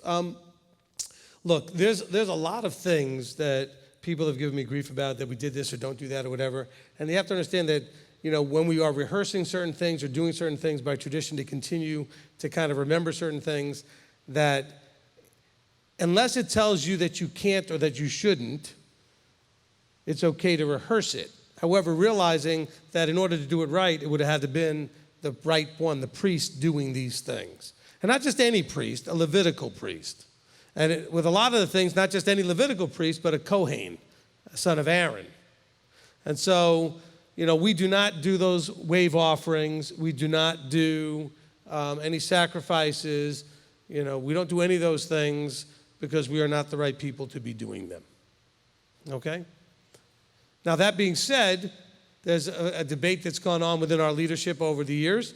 For example, the Birkat HaKohanim, the blessing of the Kohanim, which is Numbers chapter 6. And in that chapter, Aaron is told, this is how you shall bless the children of Israel, but there is no place that says that nobody else can do that. But he was told that this is how they would do that. And so the debate had been whether or not it is appropriate to do the Aaronic blessing if you're not a Kohen. Okay? And so for a number of years, we did not, because I'm not. And so we've had that discussion. But again, there's scripture that says you should, and things that it says you should not, or it says do and do not. But when there's not a do not, we got to be more careful about how you play with the things that he says. Do this if you're this, this, and this. That doesn't mean that you can't if you're this, this, and this. Okay? So you got to be careful with that. So we do not do wave offerings, but I would be a little hard-pressed to say that on Shavuot, if you hold up a first fruits offering, that you're necessarily breaking anything. But you got to be careful, because he's told that you will not make the offerings of the temple anywhere but at the temple. So if you're doing something that was supposed to be only at the temple, now you are risking putting yourself in that place. So, it's like the people that today are still offering up a lamb for Passover. That is against Scripture. Not against Christian thought, where Christianity says, well, that's because the sacrifices were done away with. No. It's against Scripture because that was only to be done by the priests at the temple. And it very specifically says you cannot do this just anywhere you want. And so you got to be careful with these things. So the more I'm thinking about it, the more I would say it probably is not something you should be doing. It's certainly not going to hurt anything to not do it. You could be in trouble doing it. Okay, so I would err on the side of caution there and not do it. Okay? All right, go ahead. Next question. Okay, next one is from Michelle Keeley. Psalm 119, verse 2. Blessed are those who observe his witnesses, who seek him with all the heart. What does seeking with our whole heart look like? Okay, so essentially it's the battle that I've been trying to put into words, but now I'll try and put it in different words. Okay? Your mind, your heart, cannot hold opposing thoughts or opposing emotions. So when you're seeking something with all your heart, that means that it doesn't have a pull in another direction. There's no divided heart or divided love. When he says, I want you to love me with all your heart, you can't love another entity like unto him or in similar manner or with similar authority. You can only love him that way. Just like when you get married, you're supposed to have given your spouse that place where it's them and only them. And you can't have them and only them and then also have another. So when you're seeking him with all your heart, then you have to ask yourself, well, what else might I be seeking with my heart? Now, that doesn't mean you can't seek after other things that have nothing to do with him. You could be seeking a career. You could be seeking to get married someday. You could be seeking to get healthier because maybe you have issues. Whatever it is, you could be seeking a lot of things. But you don't seek things that are going to split your thought process. Okay?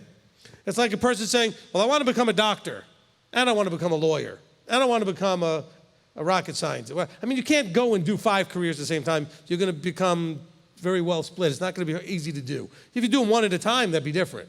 You seek after one, and then you seek after the next one. So when you're seeking after him with all your heart, you're not seeking after anything else of a vertical life sort of thing. That's him and him alone. Hopefully that makes some sense. Now, by the way, when you're doing that, you're not seeking him by going to every person on YouTube and every friend that you have and every person you have and just listen and buy into everything everybody says. Look for the teacher. Find your teacher. You need one, you need to find one. Look at Ephesians chapter 4. It's very clear from Paul's writings that you need to have. If you don't know what I'm talking about, look at the teaching I did. I probably need to redo it, called Learn and Teach the Torah. It's a 3, 4, 5 part, whatever it is, teaching that shows you from Scripture that Torah was to be taught by men inspired of Elohim. Okay? But it was to be taught. So hopefully that answers that question. Rabbi Tom, did you want to say something? I have a question. Okay. It ties in with the last question. Turn the mic towards your mouth. Is that all right? Perfect. Okay. When we're praying, you were talking about a divided heart, and you connect that to thoughts. When we're praying, sometime we, at least I do, I lose concentration. Is that having a divided heart, or how can we bring ourselves to concentrate better on what we're praying about? When we're praying, how can we keep other thoughts from entering our mind that, not a bad thought, but, like, what am I going to do tomorrow, or what am I going to have for supper, or something like that? Well, I mean, now we're talking on more the level of distraction. Yeah. Okay? So it's not so much a divided heart, it's just that you can allow something to distract you, which would make it hard to give the fullness that you want to give. But it's one thing to have a divided heart. Okay, I'll give you an example. I'm counseling a husband and wife, and the wife says, I always ask questions like this because I want to put you to the kind of iron to the fire. I want to say, well, do you want to be married? Because after all, they're calling me up with their marriage struggles. I said, well, do you want to be married? Yes. Okay, well, it's never going to work unless you're going to give the heart to trust. Well, I don't trust him. Well, you're going to have to figure it out or you're not going to be married. Do you understand what I'm saying? You have to be able to get that heart in a unified focus and not a split focus. So you can't say, well, I want to be married to him, but I don't trust him. Those two thoughts can't work.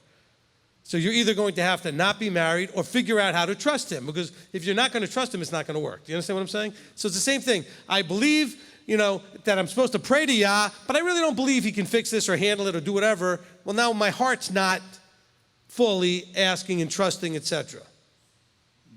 When you pray and you don't believe, you're not praying correctly.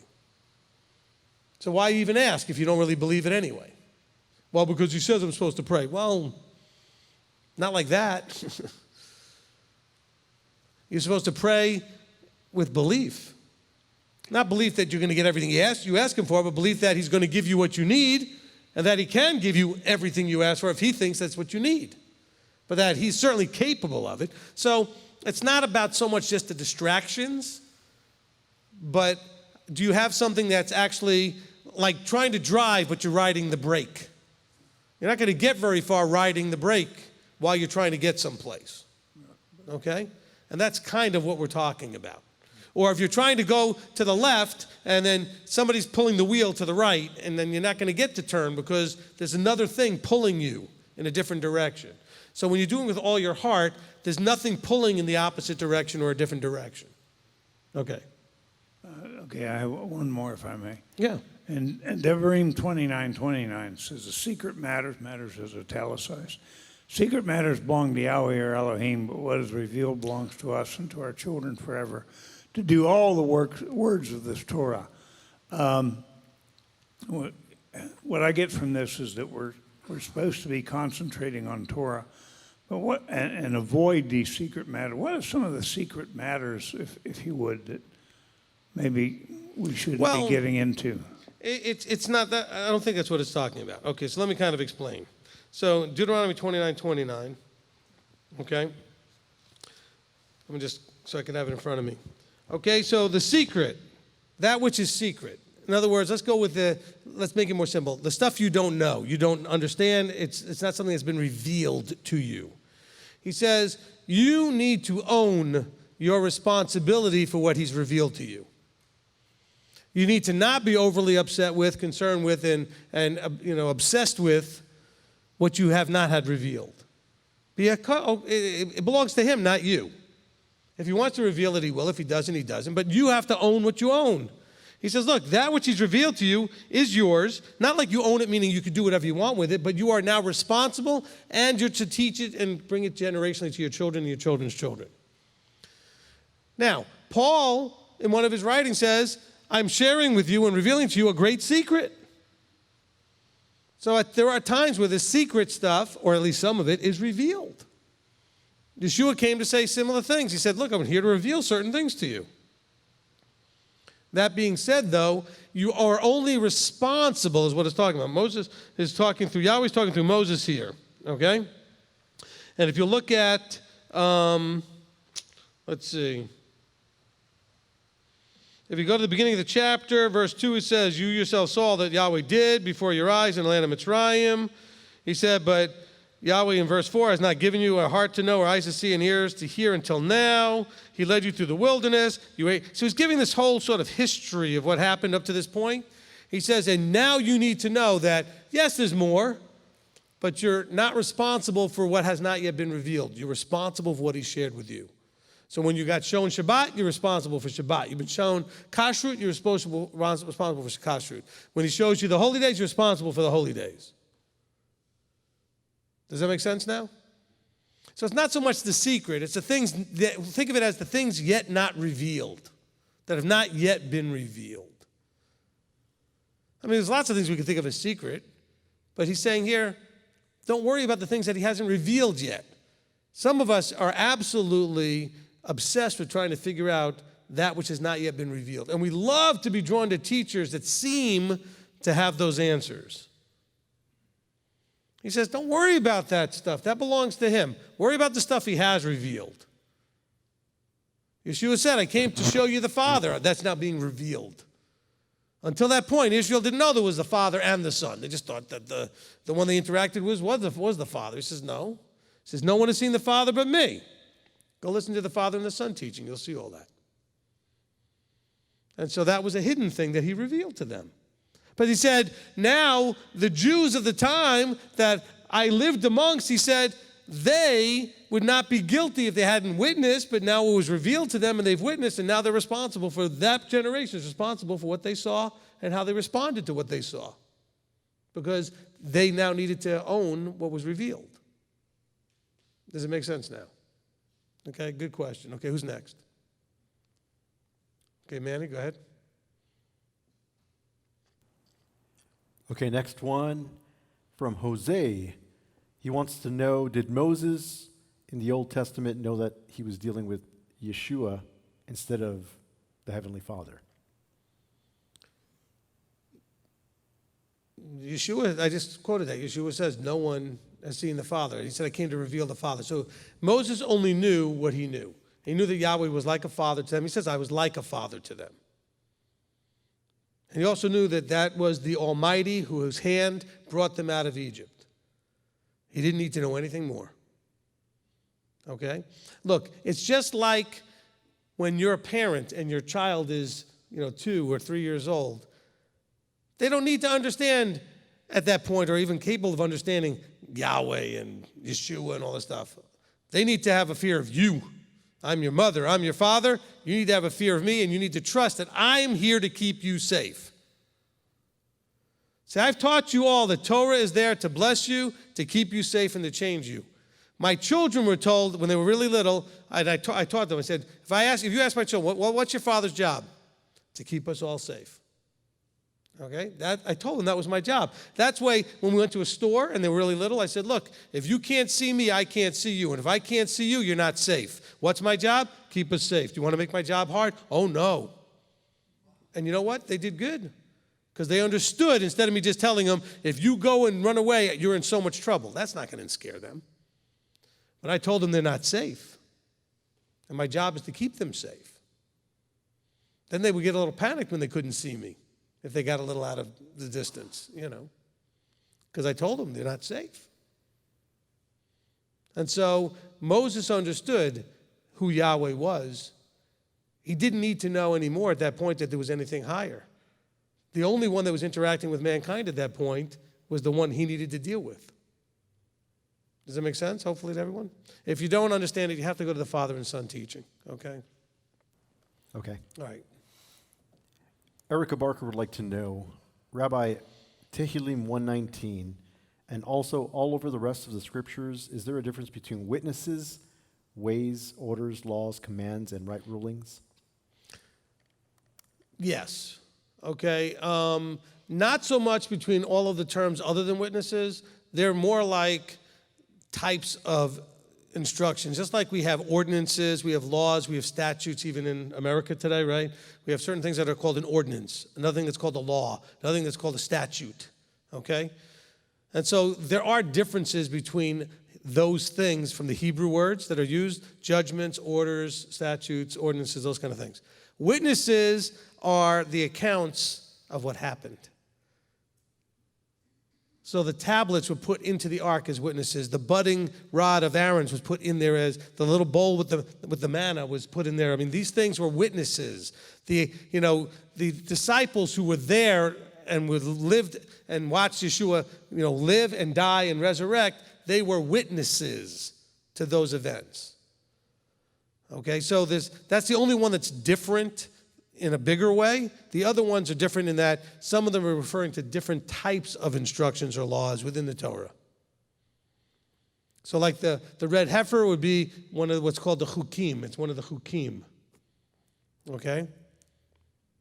And so you have commandments, ordinances, statutes. These are different Hebrew words. Okay. Okay, hold on. So in Revelation, when it says, these are those that have the testimony or witness, right? Testimony and witness, think of it as the same thing, and the commandments. So the commandments are all of those words for the law, the ordinances, and all that other stuff. And then the witnesses are knowing what happened from Genesis to Revelation. Knowing what happened, at least from Genesis through the Gospels. They know about Yeshua, what he did. They know about what happened all the way with Yahweh from the beginning, etc. So you have the witness, or the testimonies of the events, the accounts, the story of what happened. And then you have the instruction. Okay, now go ahead. Okay, so you need both. Okay. MTOI Urbana would like to know, Rabbi, can you cover the verses addressing cooking on a high holy day? No. I've seen and heard many questions regarding this. I just like to tease Gary over there. Okay, I don't have those verses in front of me. I know I covered them on the holy day teachings. So it should be on the appointed times teaching that I probably covered it on. I don't remember where those verses are. Okay? But it says there's a verse that says about cooking, and it says only that which you eat on the holy day so that you could have the feast. So there's a verse. I don't have the verse in front of me. Okay? Sorry about that. But Gary, if you need it, you can email me and I can look it up. I'm surprised you don't have it because you usually have a pretty good archive of where all my stuff is, but It's true. Kay Carrick would like to know, how do we learn self-control? I know what I'm supposed to do, but I don't always do it. How do I work on that? okay. So you really got to start off with the own it part. You have to first own that you have the struggle, but you also have to own the fact that you actually can fix it too. Okay? You're not going to get self-control if you don't think you can get self-control. If you think it's something outside your control that is controlling you or that you have no power over. See, most of what you struggle with is because you don't think that you can handle it. You think that it's outside of your control. So that's why you don't have self-control. You can't do that unless you believe that yourself can control it.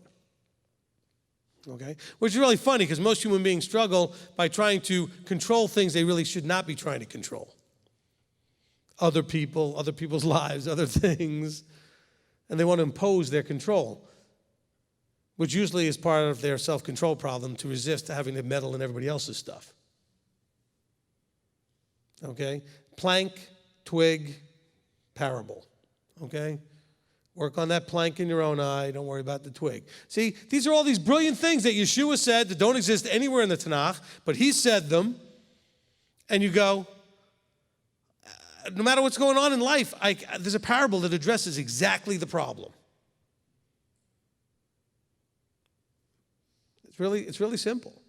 Now, the understanding is simple. The application is tough because overcoming self is very, very tough because it's emotion, craving, desire driven. The areas where you struggle to have self-control is because your mind knows you shouldn't, but you have all these triggers emotionally that want to plow forward. And there's a part of your mind going, I'm just a backseat, riding in the backseat. I'm not driving anymore. I can't, we're just on autopilot now. And you can't even believe you're yelling and screaming, do whatever you're doing, or whatever it is that you shouldn't be doing, or you're eating something you shouldn't, whatever it is, right? But you wanted it emotionally. You craved it. You desired it. So how do you fix that? You have to reprogram that part of your system. The craving and desire said you don't crave and desire what you shouldn't, but you crave and desire what you should. You watch commercials, you see advertisements, every one of those is designed to get you to crave and desire whatever it is they're pushing. Use the same techniques to crave and desire the right things. Okay? You don't want to do something anymore? Then you write it down and just keep reading that out loud yourself. I don't like this, or I don't do that, or I want, whatever it is. Change the programming. Anything that you kept saying your whole life, I can't, well, you can't. Unless you change the message to I can. Okay? You call me up and we counsel, I'll give you some techniques for all of this. All right? We don't have time for that now. One of these days we'll do a seminar and I'll give you all the techniques. But just understand that the simplicity of this is that you have to reprogram your mind. Because your emotional disconnect, and what I say by that is that your emotions are no longer consciously driven. So the way I word this is that you're letting your negative emotions, or even your positive emotions, because you really want it, I want it, but it's not what you should have, they're grabbing the steering wheel and driving. You got to keep your rational mind driving. You can't let the emotional mind grab the steering wheel. That's when you end up doing what you don't want. Paul talked about this, right? That which I don't want to do, I do, and that which I want to do, I don't do. Wow, he was human too. We all struggle with this because we have these trigger emotions. We even use that phrase, right? Well, that such and such happened, it triggered me. Listen, some of you, all it would take was for me to walk out here with a box of Krispy Kremes. You might be triggered into a sugar coma right there. Even though you haven't had one in however long, but just laying them out there free for everybody, hard to resist. That happens occasionally, by the way, here in the staff break room, and Manny can tell you, most of the time I do a pretty good job and resist, but it's not easy. And I don't even really like donuts. But they're free, and they're there, and they're... It doesn't help that I'm very encouraging, like, Rabbi, you deserve it. Go for it. Get one. He does do that. He does. And most of the time I don't. But the thing is, because I really don't want it. I don't even like donuts. But it's just one of those things that, the peer pressure of Manny and everybody's enjoying them and they look so good. And you keep thinking, I'm going to eat it, I'm going to like it. But then I eat it, I'm like, I don't even like these, But you crave, you desire, you want it. So what do? I compromise. I go halvesies with him. He's laughing because he knows that's what, at the very most, that's what I'll break it in half and I'll say, here, you take the other half. But that's like a minor thing. What about the stuff you really struggle with? Like logging into something and your password doesn't work. And I didn't even grab the podium real hard when I said that either.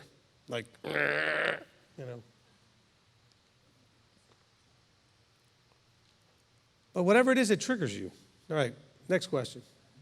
I just wanted to also say that a lot of things that you've taught me regarding that really comes down to what you were just talking about. It really just depends on what you're putting in, right? Positive in, positive out. Garbage in, garbage out. And a lot of people that I've been talking to throughout the week, I mean, they're feeding the wrong dog, you know? Which dog is going to win? The one you feed the most. And they struggle with that same thing. And again, it's not just garbage in. It's if the thing that you want is not what you're putting in. So it's not just so much garbage. I mean, if you don't like to think a certain way or be triggered a certain way, and you keep feeding that, like he said, well, then that's just going to keep going. Because you just have chosen that that's not productive for you. But you also got to feed the other side of it. And it's got to start off with your belief that you can change, that you can win and have victory. Come on, all of you when you're back in the Christian days, victory was like such a big word. Oh, I'm going to have victory. Well, how about getting some victory? Not the way you did it then. How about overcoming and winning the battle? That's victory. Okay, get in the fight and win. And that fight's not with the person out there or with the donut. Okay, that fight is with you. It's inside. Win that battle. All right, next. Oh, your mic's off. Is it off? Okay. Now it's on. Anonymous would like to know, already used the mini, she wanted me to read this to you. Already used the mini sermon. It was needed for instruction for one of our younger sons just now. Thanks, Rabbi. Perfect timing. And his dad said to him, Rabbi is not just a wise guy, he is a wise man. Thank you. Sometimes I do both at the same time. Yeah, you're capable. You can do it. All right. Okay, next Appreciate one. that. I'm going to ask this for somebody. This person says they feel like they're not asking for unreasonable things in prayer, but the answer seems to always be no. They ask their husband to pray because they don't feel heard. They know that it isn't good, and she knows you have a prayer teaching, but what can she do? Well, if you're really struggling with something like that, it probably is good to sit down with me or sit down with someone to counsel and talk about what exactly it is that you are praying for to see if there is something that either A, is wrong with the thing you're asking for in the first place, like it may be structurally not in the right order or something, but also, you may want to realize that there may be something underlying that needs to be addressed before that can happen. There's lots of little pieces of that puzzle that, when you ask and you don't get an answer of yes, that could kind of be causing it not to be a yes. And it may be many different factors. And so it would be very helpful to, have that conversation. All right? Because maybe whatever it is you're asking for requires something else first that you're not realizing. Or maybe, do you understand what I'm saying? There could be all kinds of factors. So there's no way to really know. Of course, the answer is not necessarily to have someone else pray for it because you're the one who's saying it. It's not the mechanics of prayer that's the problem.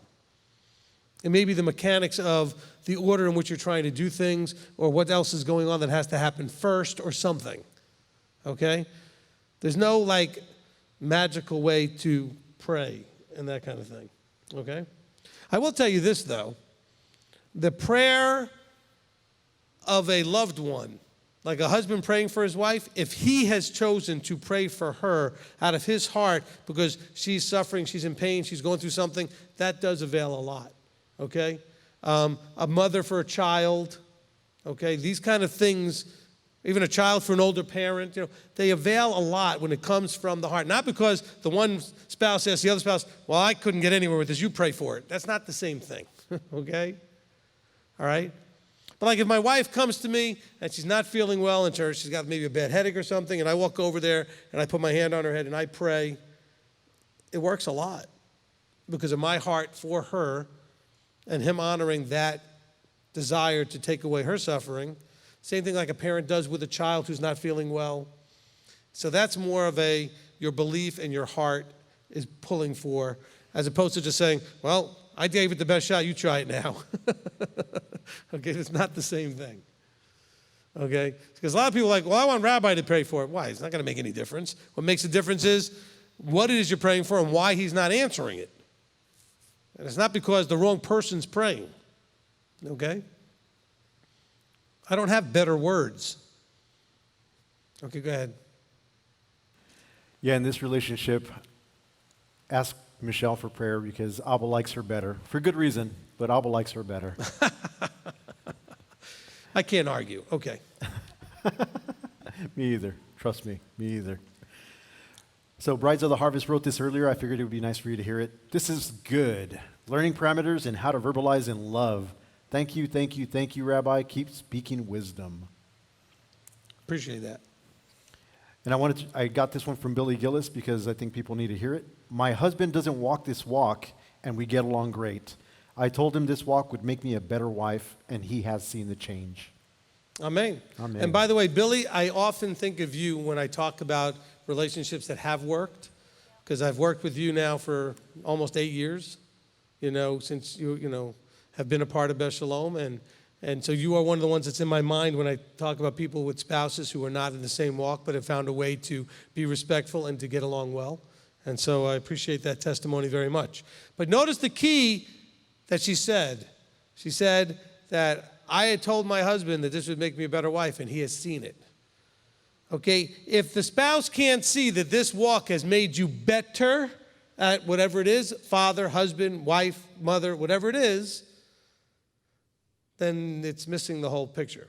Okay, I've often told the story about how when I first came into this walk, I was 23 years old, okay? And my mother had a friend who is Jewish. My mother's Jewish, right, with the same community, but not very actively, overly observant. And her son went to Israel and came back wanting to be Orthodox.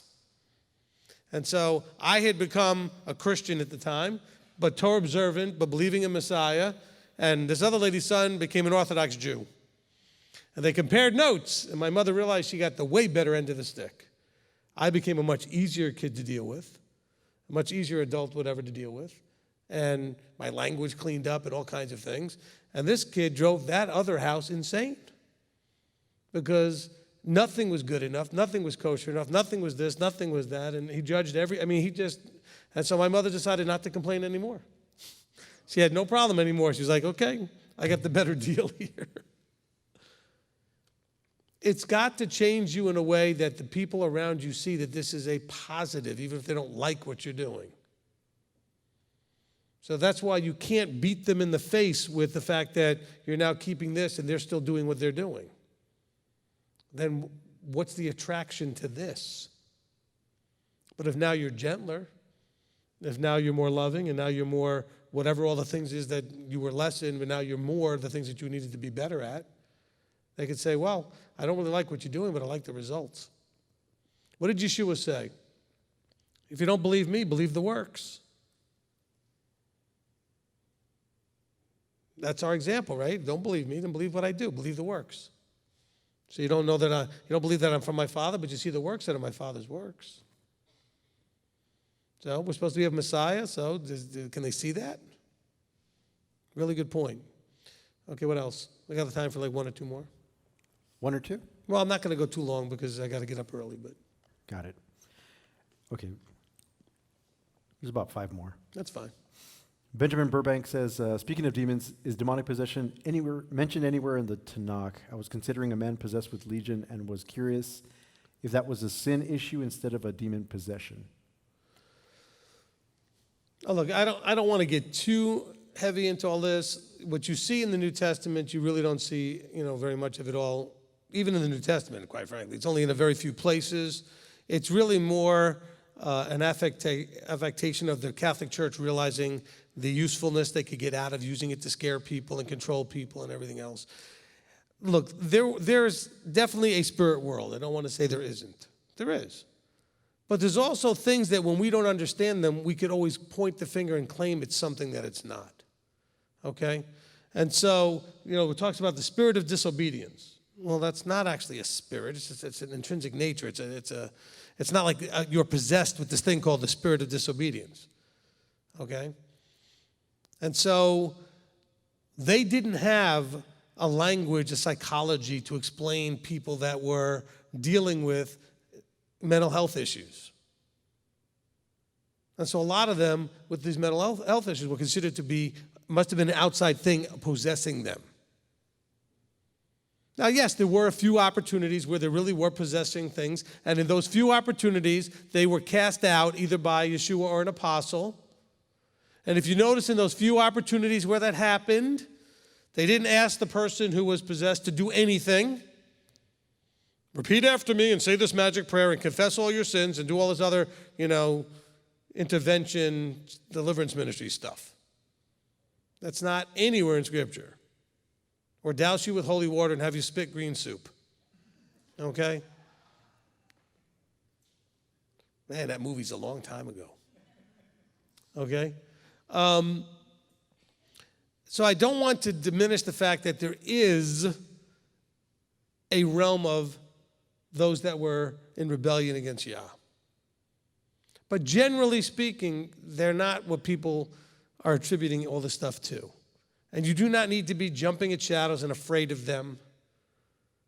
They have no real power over you. We've had some people in here that have really dealt with stuff and had a lot of success when they came to realize that by coming under authority, and that authority being the right authority, the other authorities basically eventually decided to leave. They had no power. So that does happen occasionally, but a lot of it in Scripture is not, it's being attributed through the Catholic Church or other things as being that, but so you have a mix. But you see, very rare do you see someone actually possessed that has something cast out. Very few times, okay? And that casting out is a casting out. It's not a deliverance ministry type of thing. So I've had a few deliverance ministries get real mad at me for saying things like that. And I'm sorry that it bothers you, but I see more damage done by you guys than help. All right? That's just been my experience, okay? In the big picture, fullness of everything that goes on, not individually somebody say they were actually helped, but I've seen more damage ultimately being done than helped. All right, next question. I don't know if you covered this in a roundabout way, but Earl wants to know what establishes the validity of the New Testament. We don't have time to really, that's going to ask for too much. Okay? Okay, Christine Race wants to know, Manny, I know Rabbi has a video for this. A Catholic friend asked me, when will the tribes of Israel be coming together? What video answers that? I don't think any of them does, but possibly in the identity of, discovering identity and also the millennium and kingdom. But really, it just talks about them coming together at the end, but it doesn't actually name dates or anything like that or kind of things like that. But back to what Earl's question was, as far as validity, just realize that we don't have any original copies. There's a reason why they call this a faith, right? People of faith. Okay, yes, there's a lot of arguments that the apologists will put out there to try to prove what makes the Old or New Testament valid. You can believe or not believe. There's all kinds of arguments for and against. What you have to ask is, Father, if you whatever you believe, say, look, when I started off, I didn't know from nothing. I was Jewish, but kept nothing. So my prayer was, hey, if you exist, you're going to have to show me. Then I had to believe that he would show me. And I had to go with what he showed me. And as he revealed things, I had to go with that. And then I had to walk it and see how it worked. And the fruit then was from that. Look, you should be able to answer this question. Do you know what your life was before? Yep. Do you know what it's like now? It's kind of like the commercial, right? This is your brain. This is your brain on drugs, right? One of those type of things. Well, this is your life. This is your life with Torah and Yeshua. Is there any comparison? No. Well, that kind of should answer your question to some degree, okay? Okay? So I've done this journey twice. So I know what my life was without, then with, then without, then with. There's no comparison. I mean, the journey's a whole different story, but I can tell you right now, I don't know if I could ever prove definitively anything, except that I know that it works. I've lived it with and without. And so I can't argue with the results. I mean, I'm just going to make it that simple for right now, okay? Be honest with yourself. The Father says, When you read Scripture, all the thus said Yahweh's always go back to, you know where you came from, you saw what you saw, you experienced what you experienced. Could this have happened any other way? Every one of you has a testimony that you know the answer is no, it could not have happened any other way. Okay? And you also have an internal barometer that when you saw whatever you were seeing before, you just knew something was off. Something wasn't quite right. And then when you came into this, the internal barometer goes, oh, that's what it's supposed to look like. I get it. And that's the Ruach. You got to trust that because remember, again, we're dealing with belief and faith. You know, Hebrews 11, the evidence of things you can't see. Okay? That's why he doesn't allow us to have, you know, something locked up in an archive somewhere. Well, there it is. You know? He says, how much even more so those who have not seen and believe. He says, all these people who saw, you know, and they believe. But what about all you that haven't seen, yet you believe? In other words, you weren't there. Sure, it was easy for Peter and James and those guys. They were there. Well, yeah. Apparently, it still wasn't that easy. Just a lot of people there saw and they still didn't believe. So how even more so that all we have is words in a book and our life experience. I mean, look, if this isn't working for you and your life isn't any better, why are you doing it?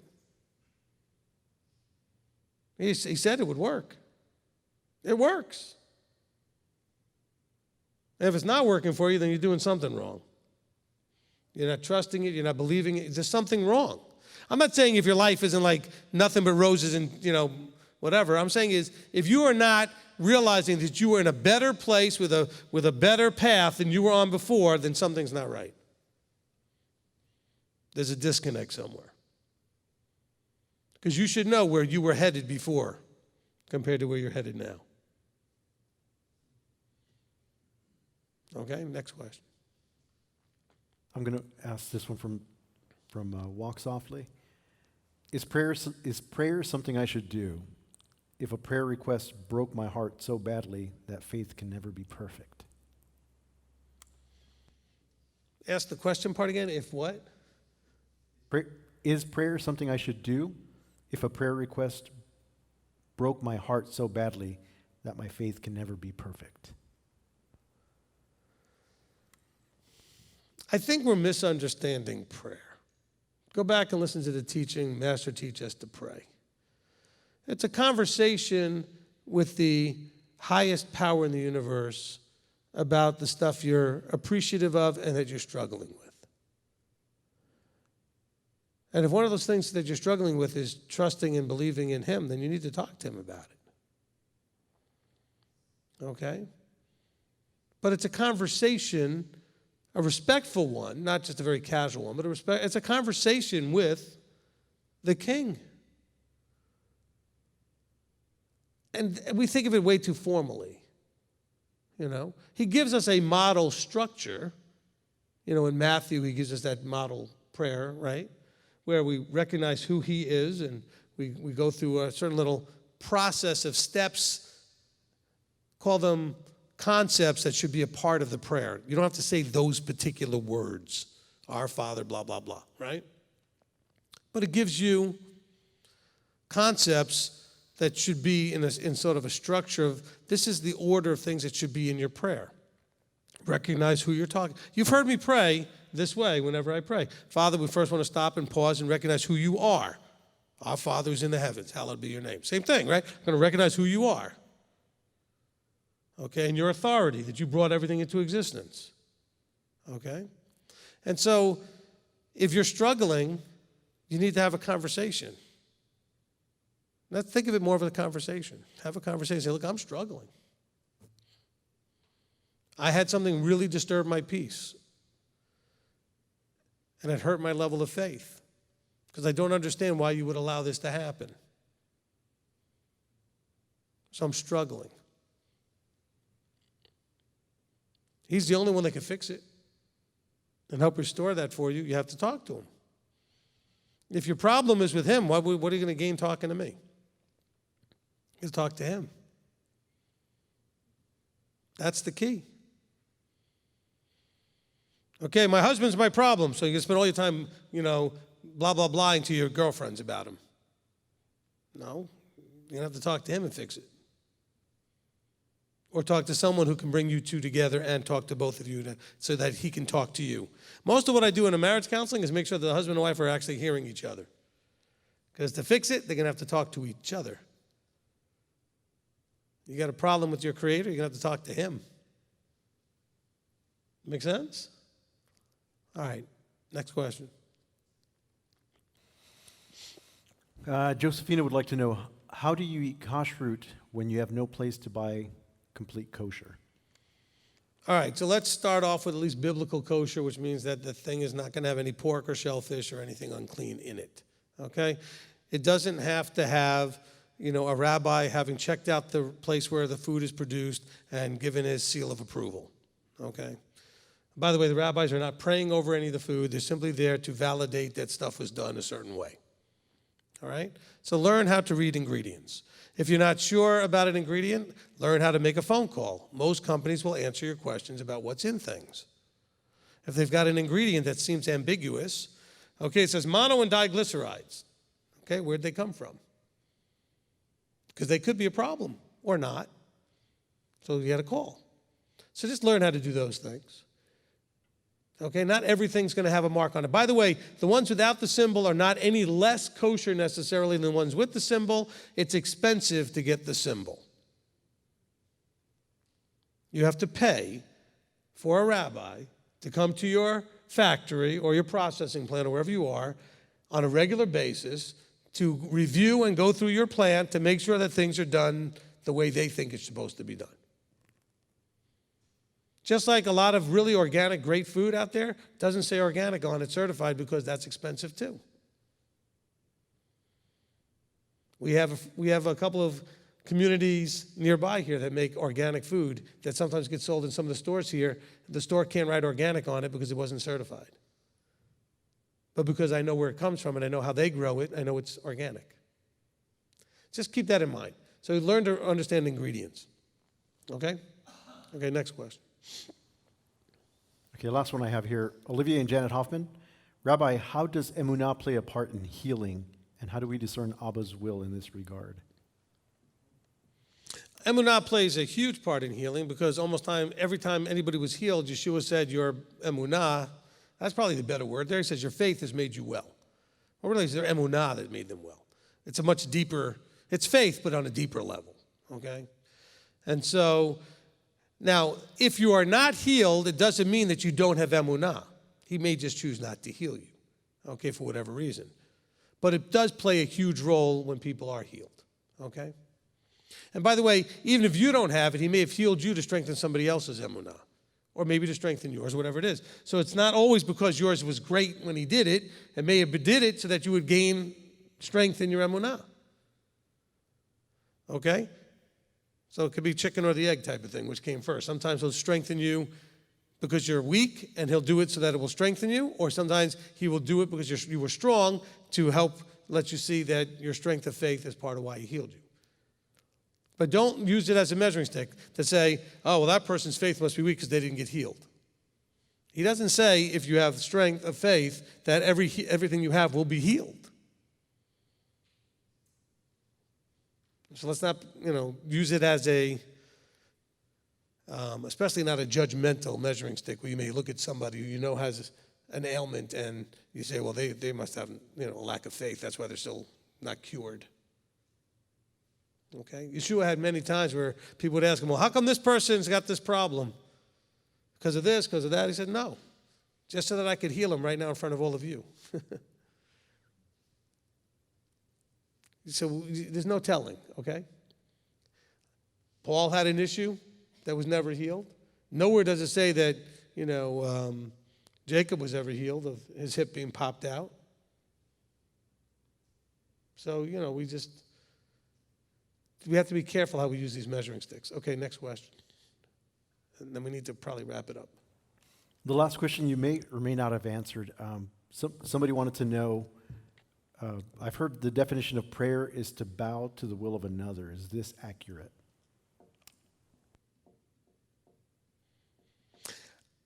I have no idea where that came from. I don't know how I wouldn't use that phrase. I mean, I think if prayer is your communication with the Creator. You can't speak to him face to face like you speak to me or you speak to a friend, so we pray. Prayer is the method of communication vertically. Okay? I mean, that's the only simple way I can put it. It's how we talk to the unseen. Okay? All right. Is that going to be it? All right, well, I hope that was a blessing to everyone. Okay? All right, let's get someone to close us up in prayer. Okay, where's the mic? Over here? All right, grab the mic, give it to Diaz. Actually, Michael, come over to the mic and get the camera on the mic, and then you can come over there. There we go. If you want to stand up, Michael's going to go ahead and close us in prayer. Oh. Father, we come before you humbled and grateful for this night together, that we were able to clear up certain things that we've had on our minds and hearts. We ask, Father, that you continue to bless us with knowledge and the strength to walk it out. And I also ask that you be with us as we go home, keep us safe. And I ask these things in the name of Yeshua Messiah. Amen. Amen. Amen. Okay. Anybody that wants to be on camera? How do you want to do this, Marty? Want me to come out there or they can come up here? Okay, you guys can come up here. You want to be on camera? We'll get Tom to drive up in front here.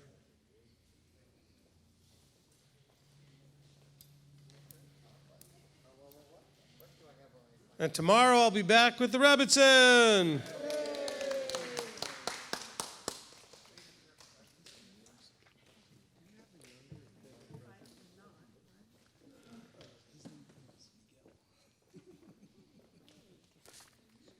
All right, we got everybody kind of in here. Rick will let us know. We good? Okay, we're good. All right, so on 3, we're going to wish everybody a Laila Tov, which is good night, Shavua Tov, which is have a good week, and we're going to tell them we love them. Okay, Laila Tov, Shavua Tov, and we love them. Here we go. Ready? On 3. 1, 2, 3. Laila Tov, Shavua